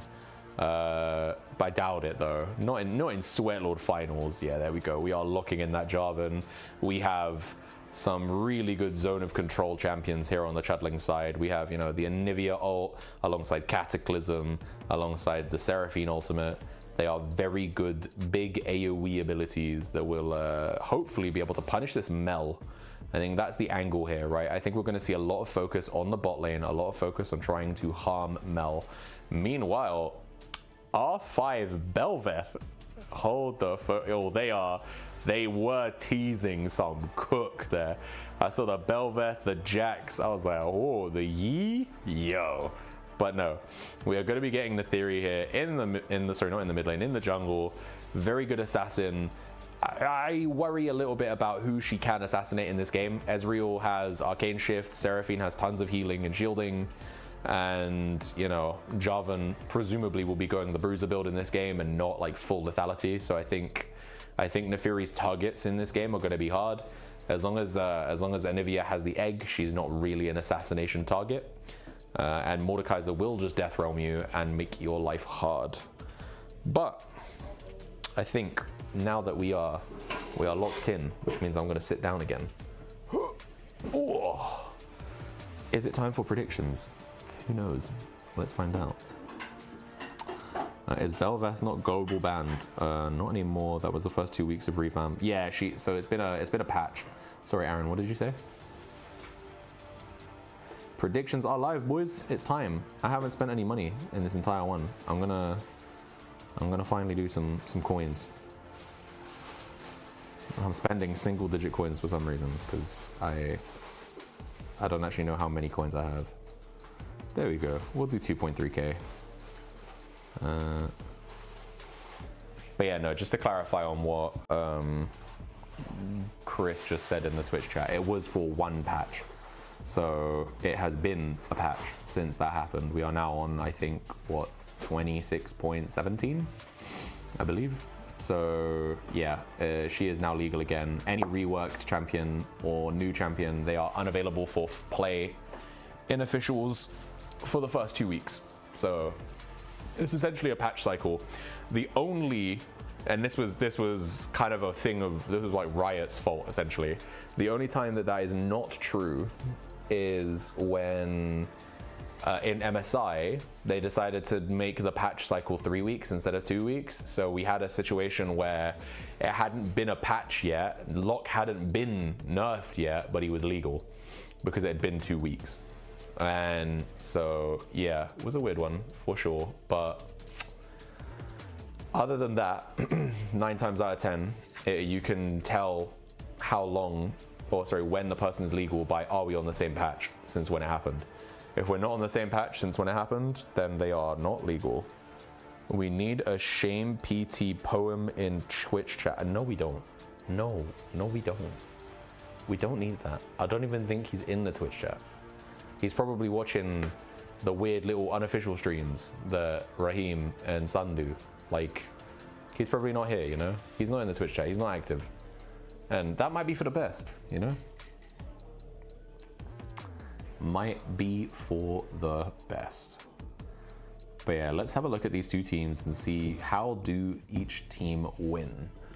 So, we look at the blue side, we see damage profile is very mixed. So we have 2 APs in our top and mid.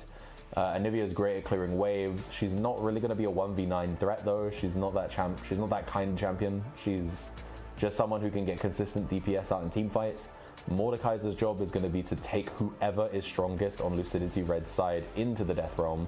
It will probably always be Renekton, I imagine, because Renekton is the only guy on the Lucidity Red side who can start fights easily, right? He slices in, he stuns a guy, and then his team comes in. Like Pyke really needs to land the meat hook, right? He needs to pull him in if he can. And if he can't land that, then he can't make a fight happen. And Nefiri could, in theory, ultimate straight in, but like you run the risk of getting run over yourself if you're not massively ahead by doing it. You know, you need to either be catching someone completely off guard or you need to be ahead of them so that you can run them down. and there's not much in between. It's one of those two options, or you might be throwing yourself into a death trap. So yeah, I think Mordekaiser's ultimate is probably going to be exclusively for preventing Renekton from getting onto the backline. Ezreal's damage profile is good, but again, he's not like a 1v9 champion in my opinion. He also doesn't have the easiest lane here. I think that Pyke and Mel can punish him. Mel is very safe. It's going to be hard for them to get advantages against her, and she's going to get probably a lot of solo XP because of the fact that they'll have Pyke be roaming, right? Obviously, the roaming support meta has been a little bit nerfed this patch. You can no longer just, what's the word? You can no longer just like roam for the first like 10 minutes of the game and not really be punished for it. You will get out leveled, and the catch-up XP is a little bit worse than it used to be for supports now. Their support quest, I believe, is now really attached to them being in the bot lane, if I remember correctly. So it's not as strong as it used to be, but at least with it being a 2v1, you know, in theory, Seraphine and Ezreal should be able to hard out poke the Mel, hopefully force her out of lane. For Lucidity Red, their win condition here is going to be to get ahead early, right? We need to see Renekton get leads. We need to see the Pyke make roams in mid lane and try and help kill this Anivia. Anivia is going to be super safe unless they can force her to, you know, they need to force things onto the Anivia. Because once the egg is down, she's super immobile. She's super punishable, you know? The cooldown on the ice wall is quite long. So if you can bait it out, you can really hurt her. And it's hard for her to defend herself, really. And then, yeah, if Nefiri can get ahead in this game, obviously we've seen it as the R5 pickup here, she can take the game over, you know? You don't need to go for a pure assassin build. You don't need to go for lethality. You can go for like this kind of bruisery hybrid type thing. You go for like a Cyclo Sword and like a Black Cleaver. And then, you know, you're beefy enough that no one will one-shot you, but you also still do tons of damage. That will probably be the build I assume will go on here. We might see like a Spear of Shojin as well. And then, yeah, it's going to be about being able to weave in and out of the fights. And, you know, make as much use out of the health pool that he has as available. Because as a jungler, he doesn't need to worry too much about the mana pool. It's not too bad. And, yeah. What do you think, Aaron? Speak to me. I'm tired of talking. I don't like the Mordekaiser pick. Oh, okay. Personally. I just don't like it. In solo queue, it works, but in a tournament setting, you know, Mordekaiser isn't picked for a reason. People kind of know how to counter that, and well, I'm assuming, yeah, it's Gekno on the Mordekaiser. Yep. It will be good. It's more if he's going to drop off and how quickly he's going to drop off as the game gets later, or yeah, as we go in later in the game. Oh, I've just lost what everything is because we're going to go in game shortly. Let's go. Game 4 and not a single Nasus pick or ban. I think Nasus fits that same kind of idea that we just talked, that Aaron just talked about, where it's like solo queue soldier type champ, but I don't think it's going to see much play in pro or much play in comp 5s. Like, you know, the only series we've seen him played in since the patch came through and he's been 4 stacks per queue is again on someone who would have played him pre-buff anyway. It was King Terry. And yeah, it was in a winning effort, but you know, that champ is just, yeah, it's kind of Thanos in solo queue right now. But I think he is someone you can kite really heavily. You know, it doesn't matter how many stacks you give him in a kind of group setting like this, where it's like coordinated 5v5.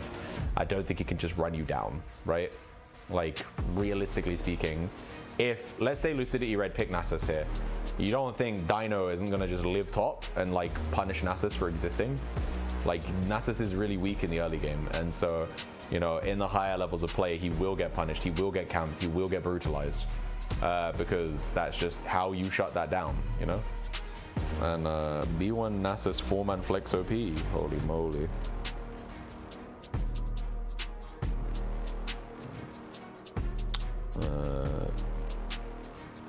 Hell yeah. It's time, boys. It's match point. 2-1 to Chudlings right now. This could be the final game. We're gonna have to see whether or not Dino and the boys have got it in them. Lucidity Red gonna bring this one to game 5. Chudlings, Lucidity Red, match point, Sweatlord Grand Finals, Summer Invitational 2026. Let's have a look at the skins. I didn't even get to look at the red side one because I wasn't paying attention properly.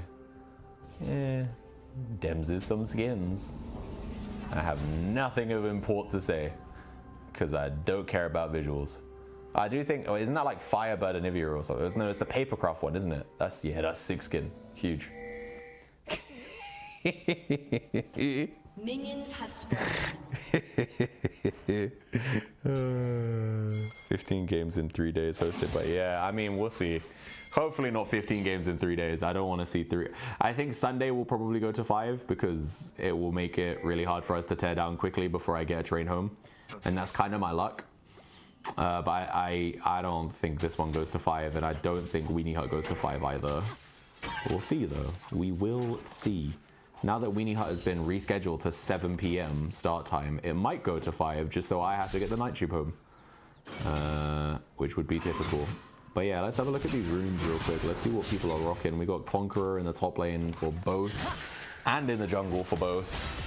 We've got Electrocute for the Aurora and Arcane Comet for the Anivia. And then Conqueror in the bot lane for Ampharos. But we have Burst Strike for Mel. Hail of Blades for the support for Zookeeper, and Airy for Michael Schofield. So I think all of those are pretty bog standard. We're really going to be looking at this Pyke to make the best use of Hail of Blades early, and missing your Q is not the way to do that, unfortunately. But nice trade here in the early game here for Gekno. He is going to just run down this Renekton, and I think Renekton will just die here. He's going to get away with the flash. We're going to see Flash Q out by the Mord, but Mord is going to get baited here, and it's going to be a fast blood over to Renekton. Really well played by Lucidity. They did a masterful job there of baiting that out. And yeah, Gekno's going to get caught, and it's just going to be a free 400 gold donation to Shiny on the Renekton. And he's not even going to have to TP back into lane, so that's actually big for him. He's going to get 2 long swords for his troubles, and then walk straight back to lane and miss basically nothing. So really good there for Lucidity. And as we look at the rest of the map here, we can see Jarvan he is pathing top side here, so he's looking to impact this Mordekaiser Renekton lane as opposed to looking bot. Meanwhile, Para was actually pathing from top to bot and saw an angle for the top gank because of how volatile the lane was. And so, yeah, he's a little bit slow on the clear here, but I don't think Jarvan will punish it. Jarvan is obviously on the other side of the map, so he can't even take the crab that Neferi is late to. And yeah, not too bad for him there as we finish up all of our first clears, and not much really can be said for either side. He also got a reset in off of the kill, so he's sitting on a longsword, which means he is going to be clearing his camps faster. And look at the presence there from Para to know that because his chickens have just respawned, he's like, oh, they're going to contest these. He's left his blue up to intentionally defend his chickens. And we're going to see Michael Schofield is going to take a bad trade there in the bot lane. Flash will be burnt though by Zookeeper, as we're seeing pressure is being applied by Ampharos. The Q, the hook will throw out, but it will go wide. And nothing more to be said in this bot lane play. What do I got to do? Yo, why is there so much yapping? Oh, sorry, I just realized it's a copy paster. If Nord Stream has 1 million fans, then I am one of them. If Nord Stream has 10 fans, then I am one of them. If Nord Stream has only 1 fan, then that is me. If Nord Stream has no fans, then that means I am no longer on Earth. If the world is against Nord Stream, then I am against the world. And then Misko copied it for Dino. Fair enough. There is a lot of Chudlings love going on in the Twitch chat right now. But currently they are 600 gold down, so you guys are going to be trying to spread that love, but they need to spread some gold into their bank accounts right now, because as it stands, we have a 600 gold lead in the top lane, and either side it seems to be pretty equal everywhere else. So It is really just that one little slip up in the top lane for Gekno that is costing them right now. And everywhere else is chilling. We also see double Ruby Crystal buy from North Stream here, so he is really trying to make sure that he doesn't get killed in lane. I'm assuming that's going to be building into a Rod of Ages at some point, but choosing not to go for the mana side of it or for any of the AP that could be gained just purely says, I need that extra 400 HP from these 2 Ruby Crystals, and you won't be able to kill me now. You won't be able to burst me. And I think that might be all he really needs in this one, to be honest. It's just about surviving the lane.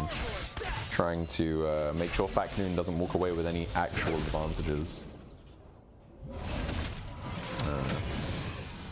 True to Myself is sitting up in this top side though. Gonna get seen, but they don't stop the base, and luckily there, as soon as they know that the top side is being compromised by the Jarvan, we see an immediate commit onto the Drake here by Lucidity.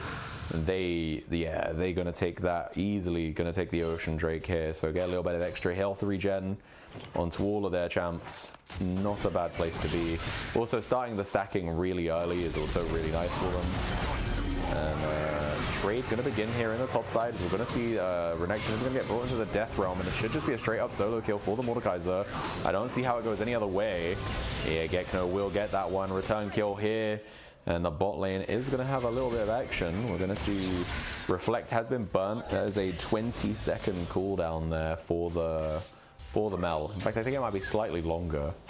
So there is now a window for them to try and punish her if they can. The damage is going to come out here onto Pyke. Pyke is going to get dropped down to about 3rd HP.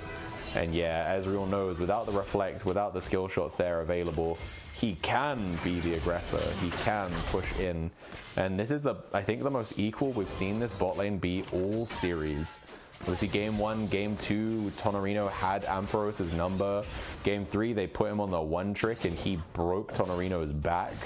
So now here in the AP carry versus the ranged, the AD caster matchup, you're going to see what they can do. And it's going to be good damage coming out here onto the Mel. We're going to see Mel has to flash away. Arcane Barrage comes out, but it does not hit anybody of importance.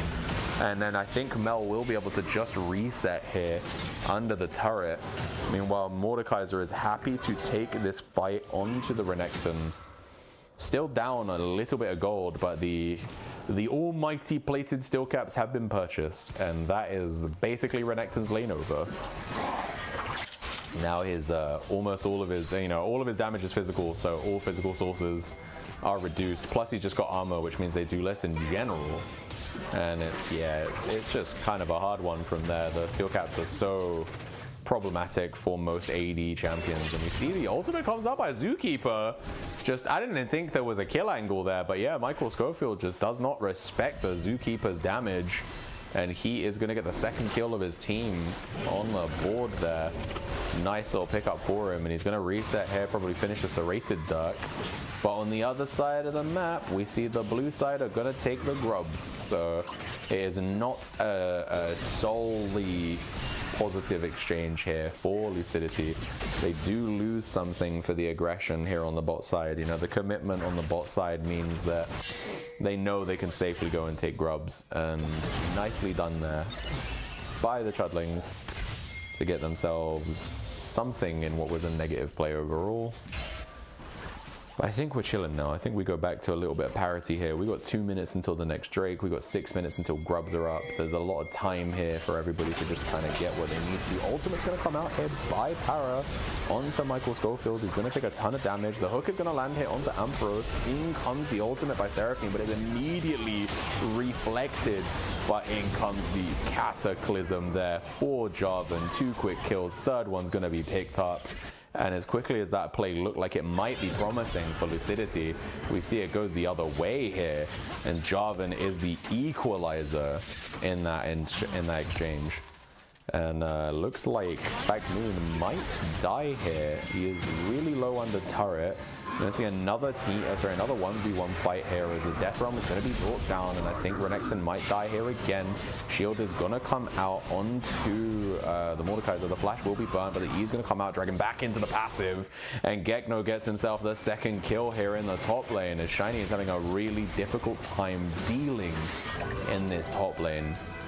And yeah, with him being 1 and 2 right now on the Renekton, I mentioned I thought the Renekton would be like the X Factor champion for Lucidity's draft, right? He's the guy they need to be able to go in and kind of, you know, slice, dice, stun, and find the backline. But yeah, with him being down now, not too much actually. He's only down 200 gold because he is up in CS, and I believe he has gotten a plate.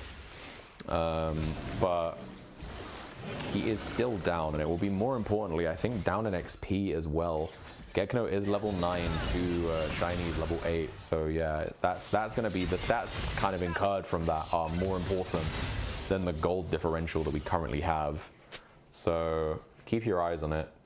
Although with the purchase of the steel caps, right, it does put Gekno behind on his first item power spike. He has only got a Blasting Wand and an Amp Tome right now. He is not that close to Rylai's.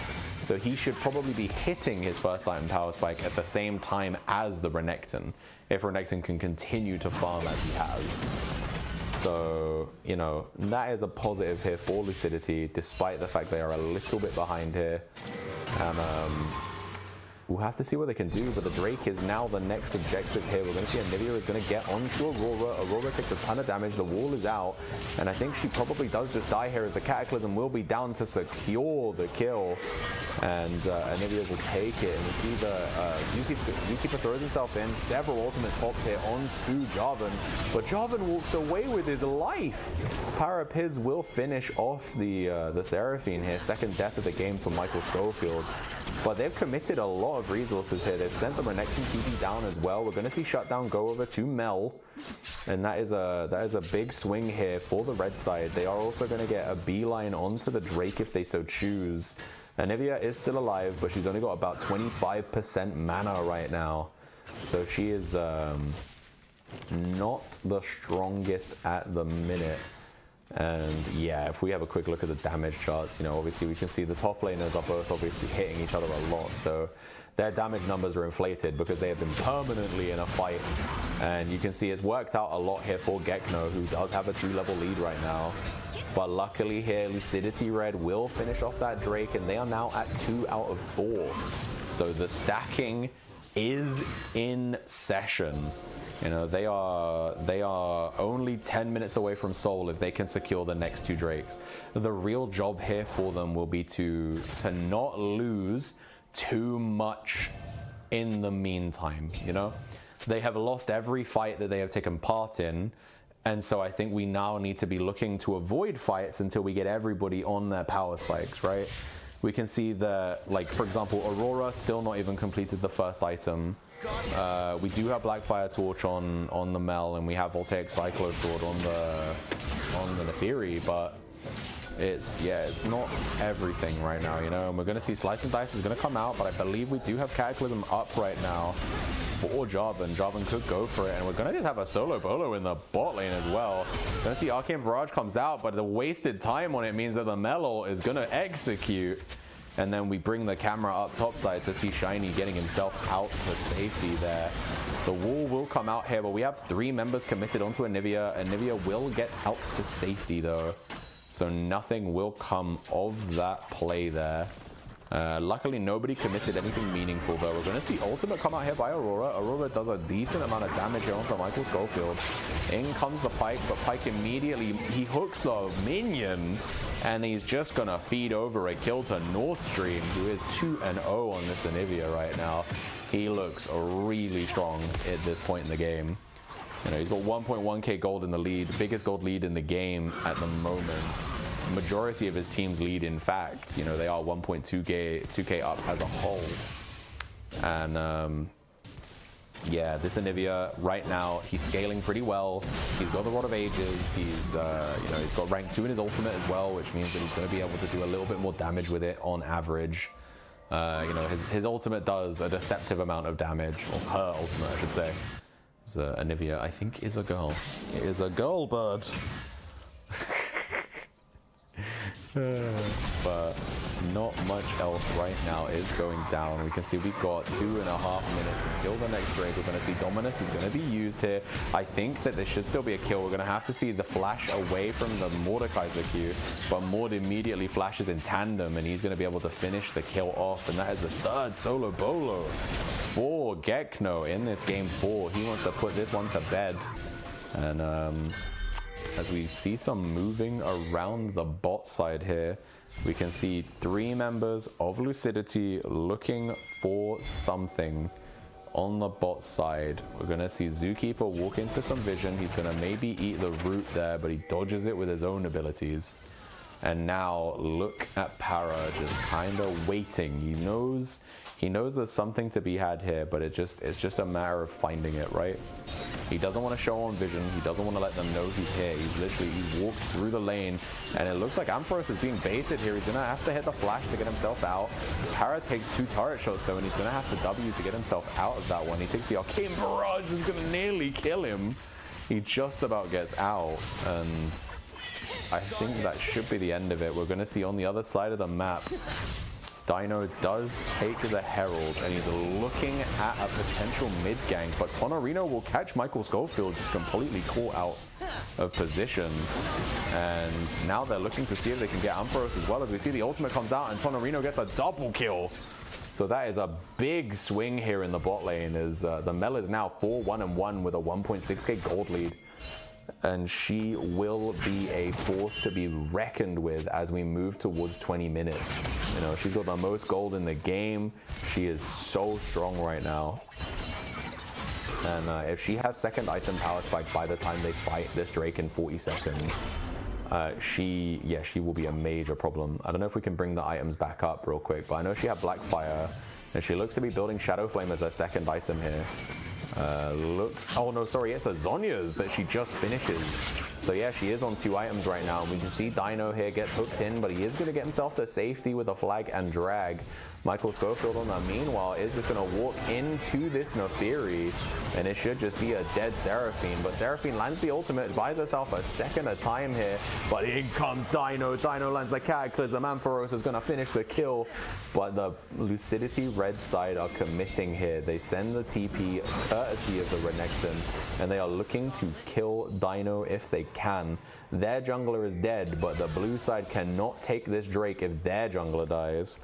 So they're looking to see if they can kill him. You know, he's on 1 item right now and a pair of boots. He's gonna move quite aggressively here into the other side of the jungle, and they're gonna make a start here onto this neutral objective. They want to take the Drake.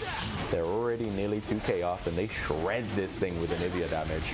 Anivia is so good when she has the mana to be able to do that kind of thing. And with Malignance as well, her ultimate cooldown is like 30% reduced, so she's going to be able to pop the Ice Storm so much more frequently. And also it creates the extra damage over time as well, right? Yeah, like when she's hitting people with it, I think it creates a little field underneath that does extra damage over time. So that's probably the main thing, because I was thinking already, I'm pretty sure the Ice Storm cooldown is like 1 second. So you're not doing it for the ultimate cooldown reduction. It's not that long. It's the main thing that's the problem for the Anivia ult is the amount of mana it burns. So, and he's obviously got Rod of Ages for that, which has only got 3 stacks right now. But give it a couple minutes and that'll be fully stacked, you know. And then it becomes infinitely harder for them to deal with this Anivia, who is still 1.5k in the lead right now. And they've been feeding over some free gold over to Ampharos as well. They let him get the tier 1 in the mid, they let him get an extra kill, and that has kind of mitigated Tonorino's lead a little bit, but not enough to really stop anything. He is still 1.3k in the lead. He still has the item advantage technically, considering Manamune I feel like is not a completed item until it is a Moramana. So yeah, when we get it as a Moramana, that's a different story. But we're going to see the Rocket Belt fail there, as not Tonorino, Faknoon tried there to get in, but it just was not enough. And now Gekno is looking to run down Shiny here. goes straight under the turret, gonna hit the Death Realm, drag this Mordekaiser, sorry, not the Mordekaiser, drag the Renekton to his death. And that is the 4th kill here for him. He is looking real strong, most damage in the game as well, which doesn't surprise anyone considering how much presence he's had in this lane, right? He's been domineering over the Renekton. Feels like Shiny has not had a chance to get into the game because he is just constantly losing the extended 1v1s, you know? The Conqueror, the Ignite on this, and the Death Realm as well for Mordekaiser just make it so challenging for Renekton to get in and be meaningfully effective. And yeah, with Drake up in 2.5 minutes, we're gonna see some little bit of camp stealing, a little bit of poaching going on here by Dino into the red side jungle. He does have about a 20 CS lead right now, and with the kills and assists that he's been a part of, he does have about 1.2k gold lead. And he has been consistently ahead of Para all series long, I think. Other than the Zahen game, every other game he has been consistently ahead. And even then, even in the Zahen game, Maokai was a low econ jungler. So even though it felt like Maokai was more effective, he was, I believe he was still down in gold. So, but we'll have to see what happens for the rest of this one, as we have a 4k gold lead right now for the Chudlings. And Hook is going to go wide here onto Dino. Not going to land it, and he's going to flag and drag himself to safety in the pit. And I don't think Lucidity can do much about that. They're going to have to call it there, as we have now a 1.5 minutes until what will be sold point if Lucidity can get it. They're going to have to try. I don't know if they're willing to give up another one just because they don't want to take the fights. But we'll see what they can do, because right now it's feeling a little bit bleak, if I'm being honest. Outside of Tornorino, I find it's going to be hard for Faknoon, Para, and Shiny to be useful. And even then, also Zookeeper on the Pike. He's also kind of struggling here to find anything. He's 1, 2, and 2 right now. He's only been a part of 3 kills of his team. And like, yeah, the roams just haven't really been it. And you know, we see the hook goes wild there. Ampharos is going to be able to get some damage here onto both parties. He gets it onto Pike and onto Mel, forcing Mel back a little bit. 40 seconds away is the Drake as well. So they're going to be looking to probably go straight onto that as soon as they shove these waves. And we can see even Dino is again just poaching camps here in the bottom side of the red side quadrant.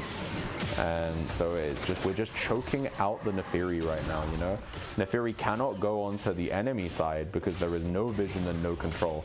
And he can't stay in his own side because this is where the blue side team are living right now. They have taken up a residency in Nefiri's jungle. It is so hard for him. And in these kinds of situations, you hate to see as a jungler.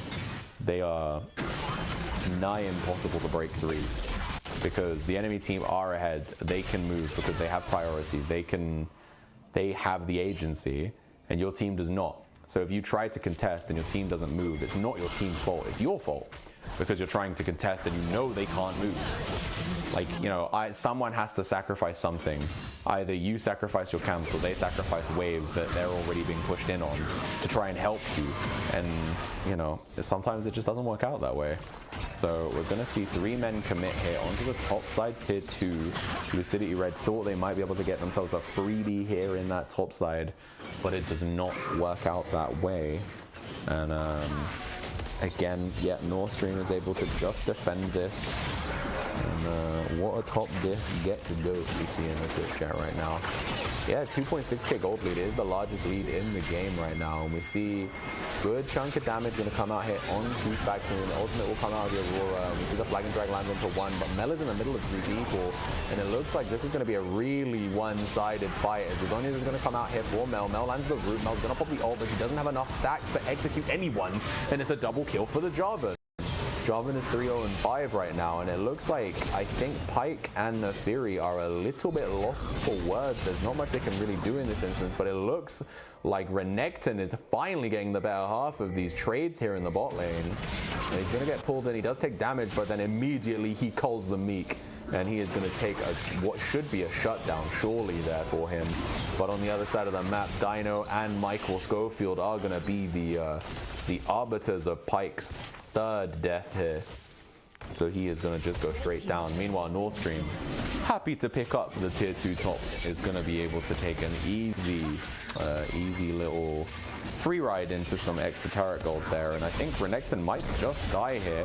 He is going to get the stun off, but in comes Dino, and I think it's just going to be a dead Croc as North Stream lives on about 50 HP. And he is having a really good performance in this game here, and we're going to see both of the bases finish. That is demoralizing for Tonorino there. I think he could have got a double kill if he just sent the projectile out a little bit earlier, but I guess he didn't know they were there. And so, unfortunately, it just wasn't in the cards for him. But in comes Zookeeper here, gonna land the hook. Does lose almost all of his life, but Tonorino will actually finalize it. I think Michael Schofield should finish this off. We see the flash come in, but into the two-man route, and that is a double kill here for the Mel. Mel is trying to keep this game alive for their team, doing what she can. Where do we start the MVP vote, bro? The game ain't over. Relax. We don't know yet, you know? Right now, 6-2-2 on this Mel. I think it's, there's still an angle here where I think that Lucidity could play through it, right? Mel is a very strong champion. She's, you know, she's also very ahead. I think she's one of the healthiest champions, or like one of the wealthiest champions in the game right now. We see 3 members commit hit onto the Mordekaiser.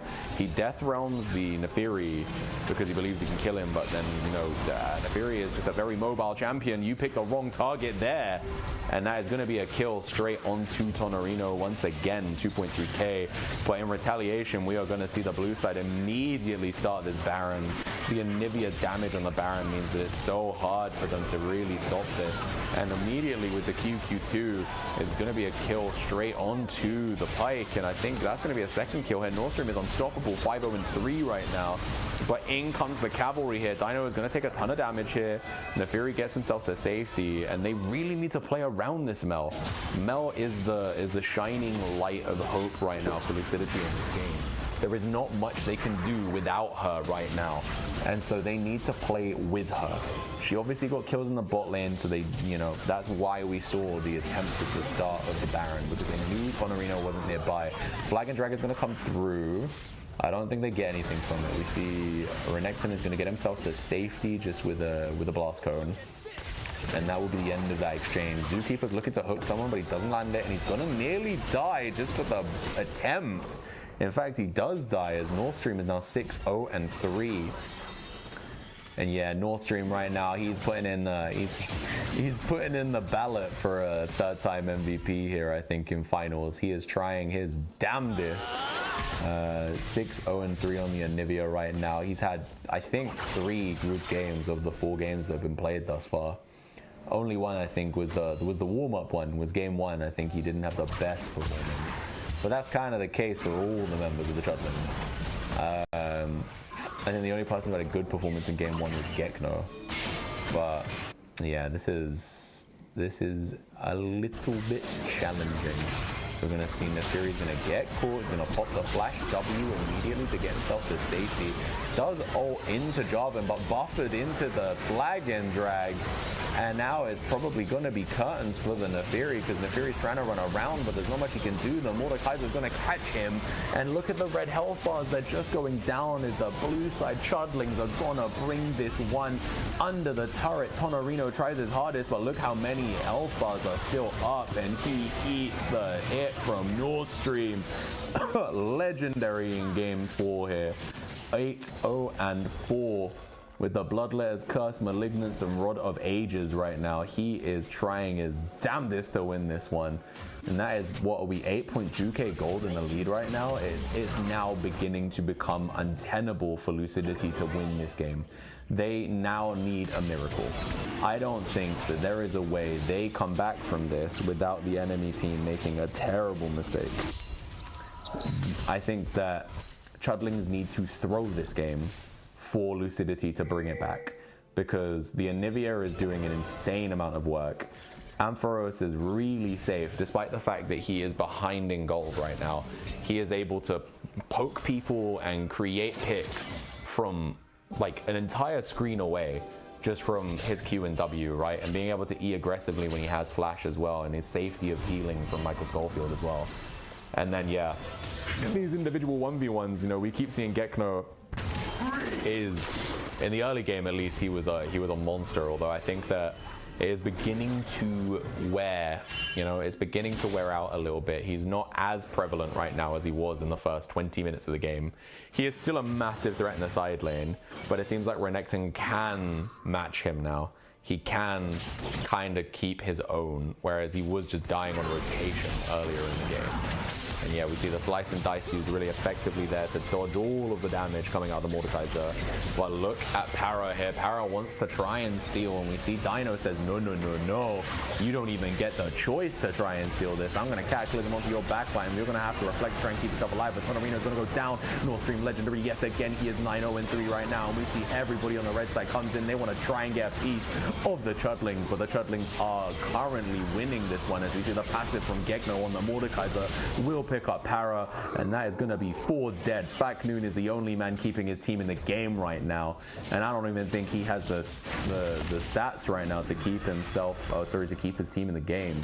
He's only fortunate that they really want to prioritize his Baron right now, so they're going to go for the Baron because they don't think they're confident to end it.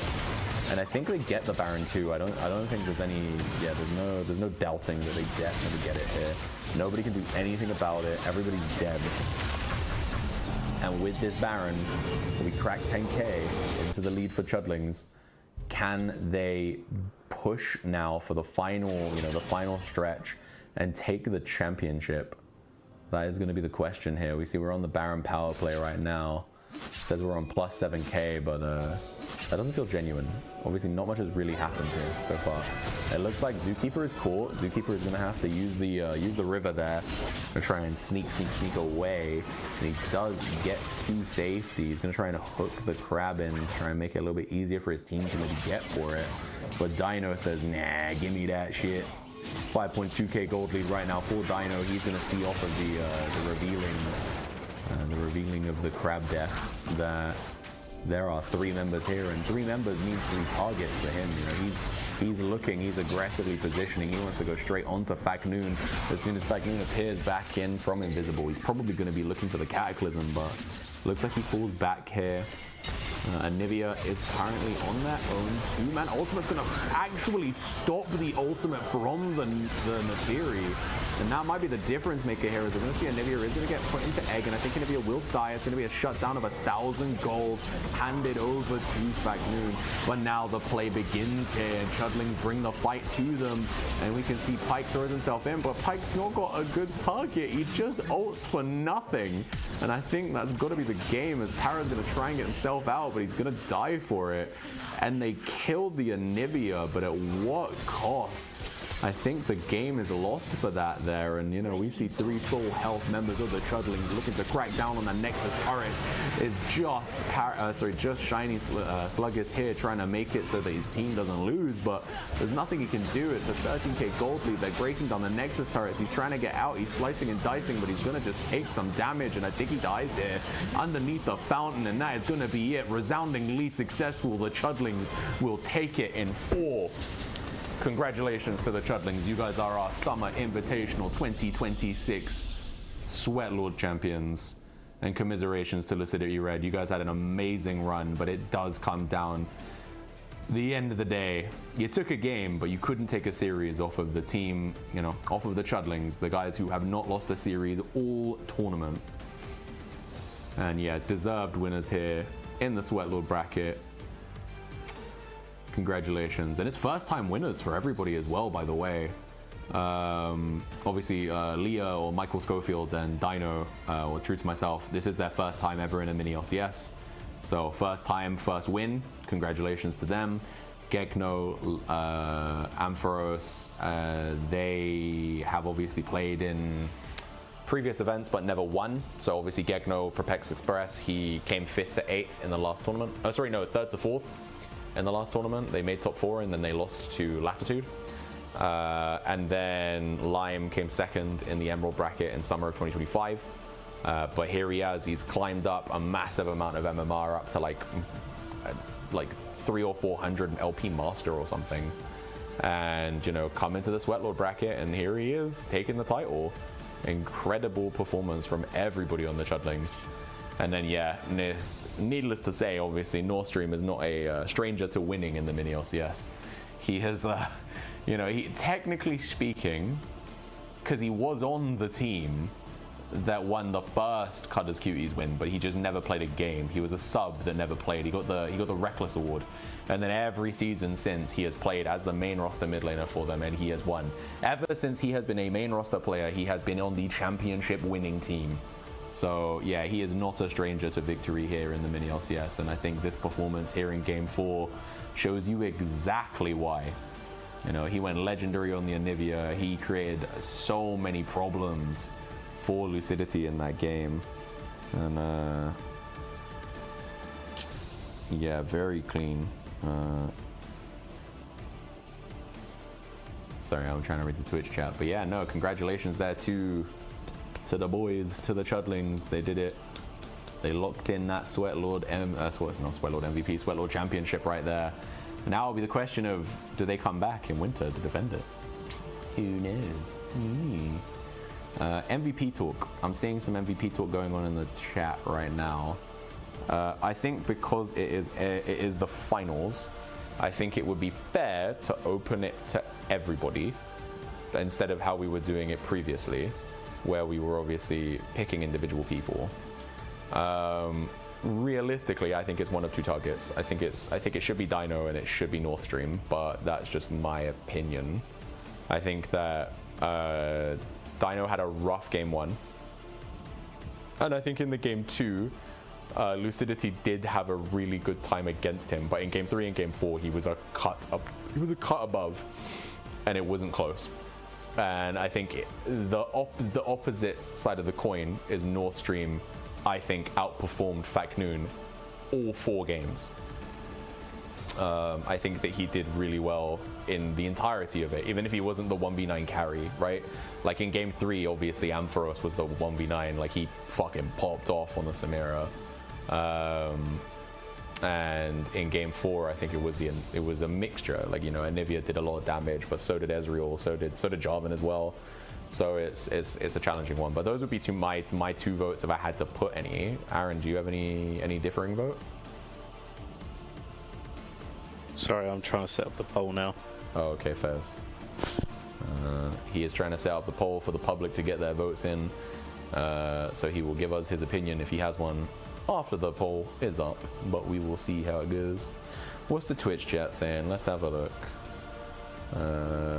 Perplexity TV says, what the fuck, Jack? What did I do? What have I done now? Make it make sense. I don't understand. Alright, poll is out. Poll is up. Poll is up, boys. Get the poll votes going. It's time for the MVP to be decided. The finals MVP.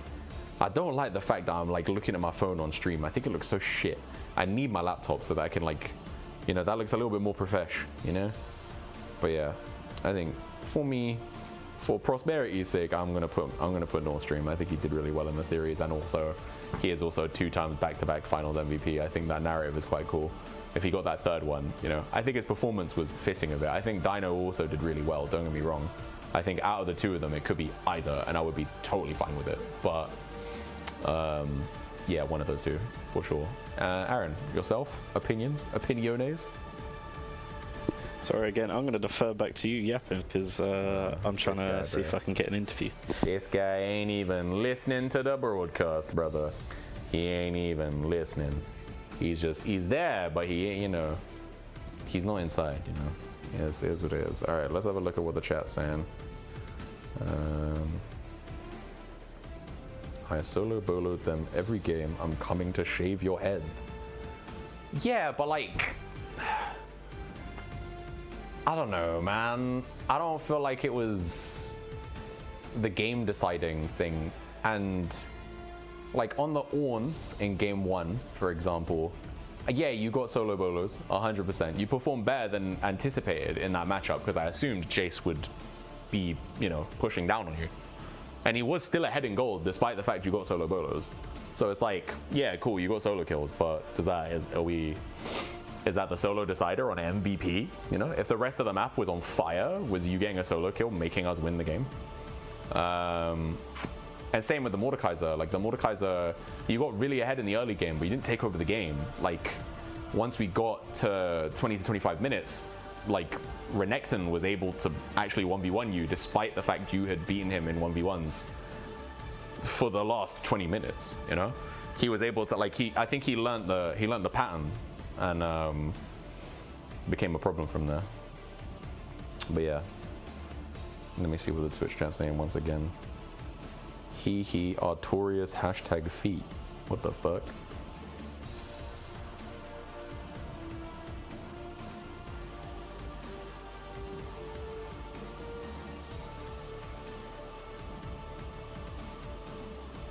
Hello. Yeah. Can stream hear, or is it just me that can hear? I said can stream hear, or is it just me? Okay, all right. We have a person in lobby, I believe it's. Yeah, they're gonna appear behind me.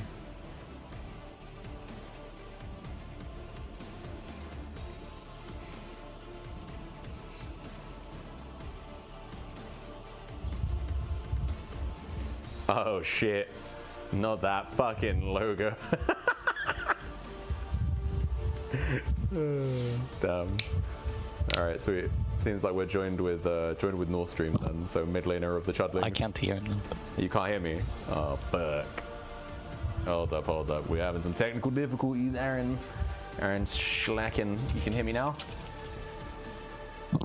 Hello? Hello? I cannot hear you, sorry. You still cannot hear me? Oh, okay. Yeah. Test 1 2 1 2. Yeah, I hear you now. I hear you. Hey, I can also hear myself, but that's fine. I'll live with that. All right, congratulations. Is the technically fourth championship win for yourself, although obviously the first one didn't play any games, but that's not the point. That's true. You know, it's yeah. How are we feeling other than tired? Because obviously you started work at like 3 a.m. our time. Yeah, 4 a.m. But yeah, I mean, I'm a bit tired, but I got my BO5 energy drink, you know. Hell yeah. It's a classic. Nah, I'm just very happy, you know. I always enjoy playing these tournaments. I mean, it felt a bit weird playing it without the Ps, but I'm very happy with my team. I had a really good time. They were all motivated to win. We actually scrimmed a bit, so I had a really good time. And I mean, they all smurfed. It's easy to play when they all play well. So.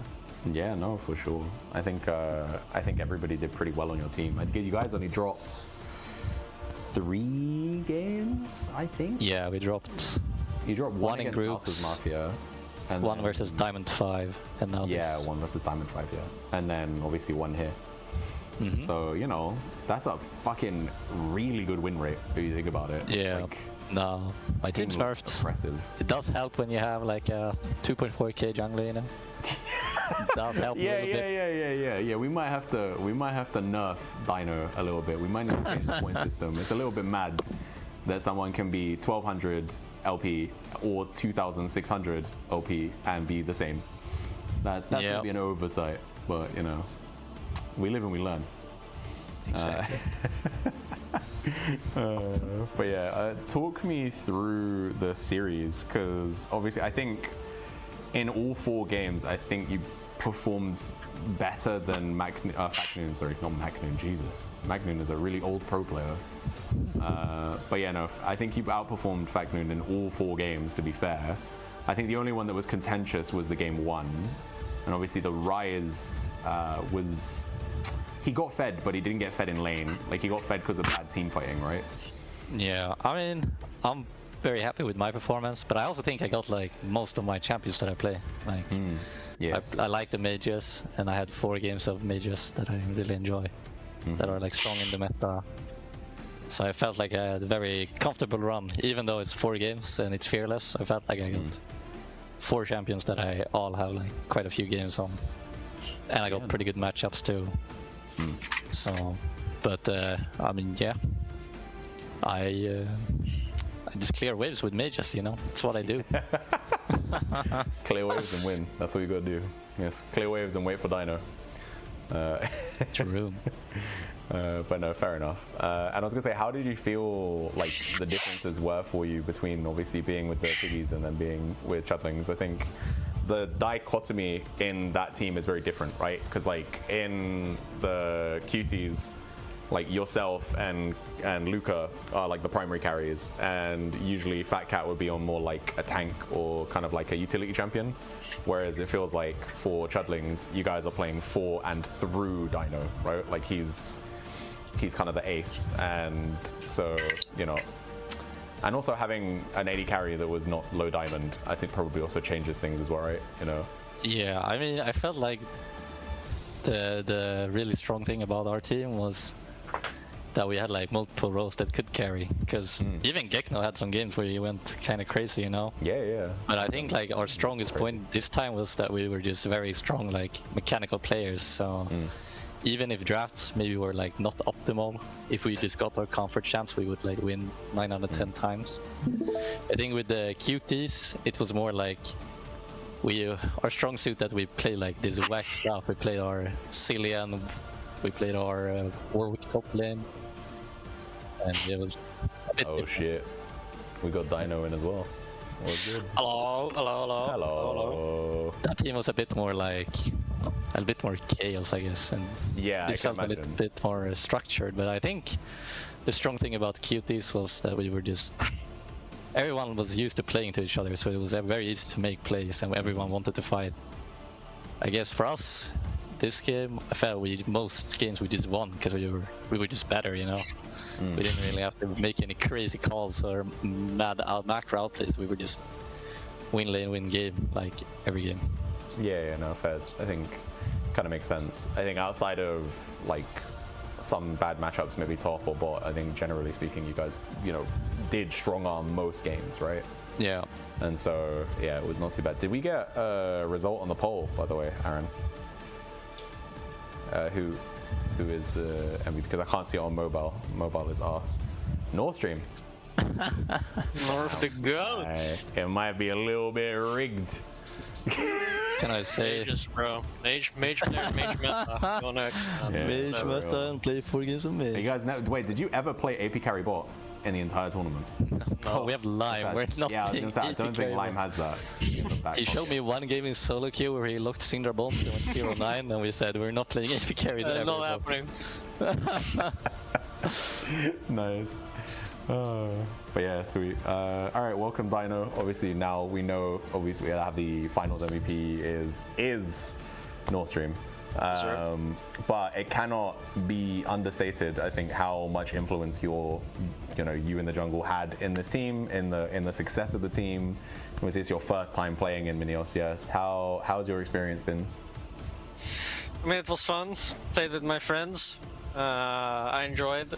The way the team came together was a bit random because, like, I asked North Stream if he wanted to play, and then he said, "Oh yeah, I already have a team."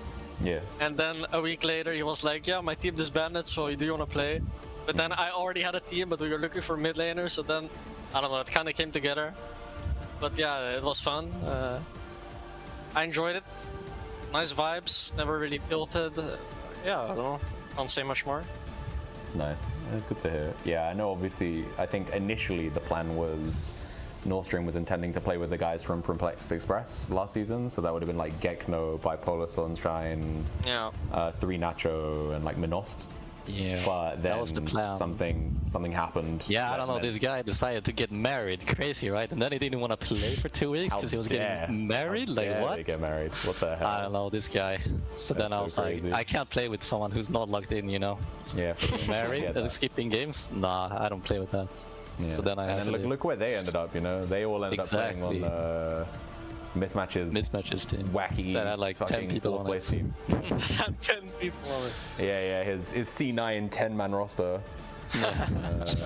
But I mean, to be fair, they placed way better than I thought they would, Yeah, considering. they kind of smurfed actually. They did really well. I think they placed 4th if I remember correctly. And they only. Yeah, I mean, I always think right? that, yeah, they did a pretty good run. I think, I mean, that team is just the same, right? They don't really play macro, they just have good Yeah. individuals, so win Yeah, lane. they're strong arm, yeah. And It's still my number 1 Yeah. baby. Who the fuck is Afrojack_007?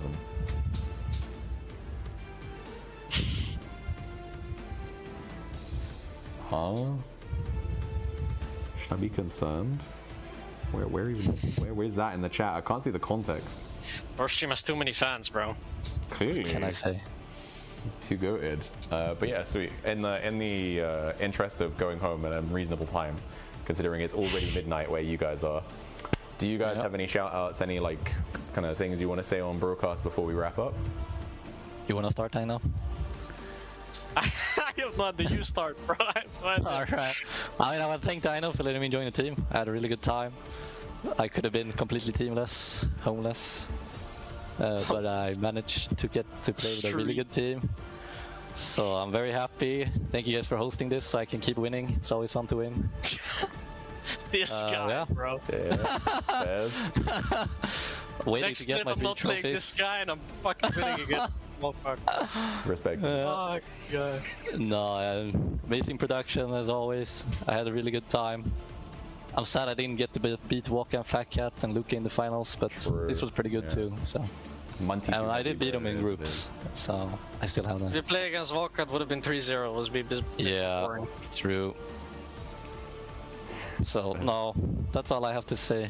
Thank you guys. It's been really fun. Thank you for the finals MVP. Don't know if I deserved it, but I'll take it. I mean, well, you're locked in, you know, considering you were done like a 12-hour day and then came in. I'm a bit tired, but True. Yeah, I'm a crazy. I took a Dino, what power about you? nap in the Any- cold shower, you know? Yeah, for The real. secret combo. I want to shout out my top laner for solo killing everyone. I want to shout out my mid laner for being mage enjoyer in mage meta. Always nice. Yeah. I want to shout out my bot lane for making it impossible to draft because I have no engaged supports and I have no APCs, so that was nice. And then, yeah, family. I don't know. Thanks for production, was nice. Thank you for organizing, was fun. Oh, good, man. Yeah, All that's right. it. I mean, we hope to see both of you in the next one. Obviously, we should be doing one for the beginning of New Year, so we'll see how that goes. But yeah, thank you both for being here for the interview. Congratulations on winning. We will be in touch about whether or not you guys want to get these. Funnily enough, I think North Stream has already owed 2 of them, and they haven't come out yet. But don't worry Give me the about that. third so I can get the perfect screenshot. We're gonna send all 3 of them in one so that we can save on shipping. Yeah, that is completely fine. More streamers is the caps of MiniLCS. That's actually crazy. Yeah, we're gonna have to do Yeah, a they Hall call of me- Legends at some point. One day there's gonna be a Hall of Legends for MiniLCS and North Stream is gonna be in it. Not wrong. maybe. It's not the team cap, guys. It's only me. Exactly. 1v9 every game. Bro, farm Every damage game. on the mages with 5k range. Yeah. What can I say? Yeah. OP. Just wait Just things, go man. Rod Just of wait Ages every game, full tank, never die. One shot. Enemy every- drops 5 melees into my way. Yeah, this guy can lose, I think. Yeah.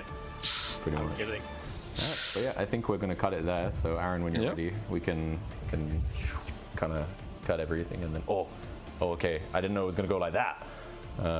Okay, fair enough. That was my But yeah, bad. all right, we appreciate everybody for being here. Let's have a look and see how many people we still got in the chat. All 31 motherfuckers in the chat, and we will see all of you 7 p.m. tomorrow. It will be me and Sai casting the Weenie Hut finals. We will have the Holy Poro up against Meepa. I hardly know her. So we'll see all of you guys in under 24 hours. Yeah, great. Like 18 hours or something. And we're gonna run the whole thing again. And then we're gonna do the whole thing again on Sunday. And then we're gonna be free. So we'll see all of you soon.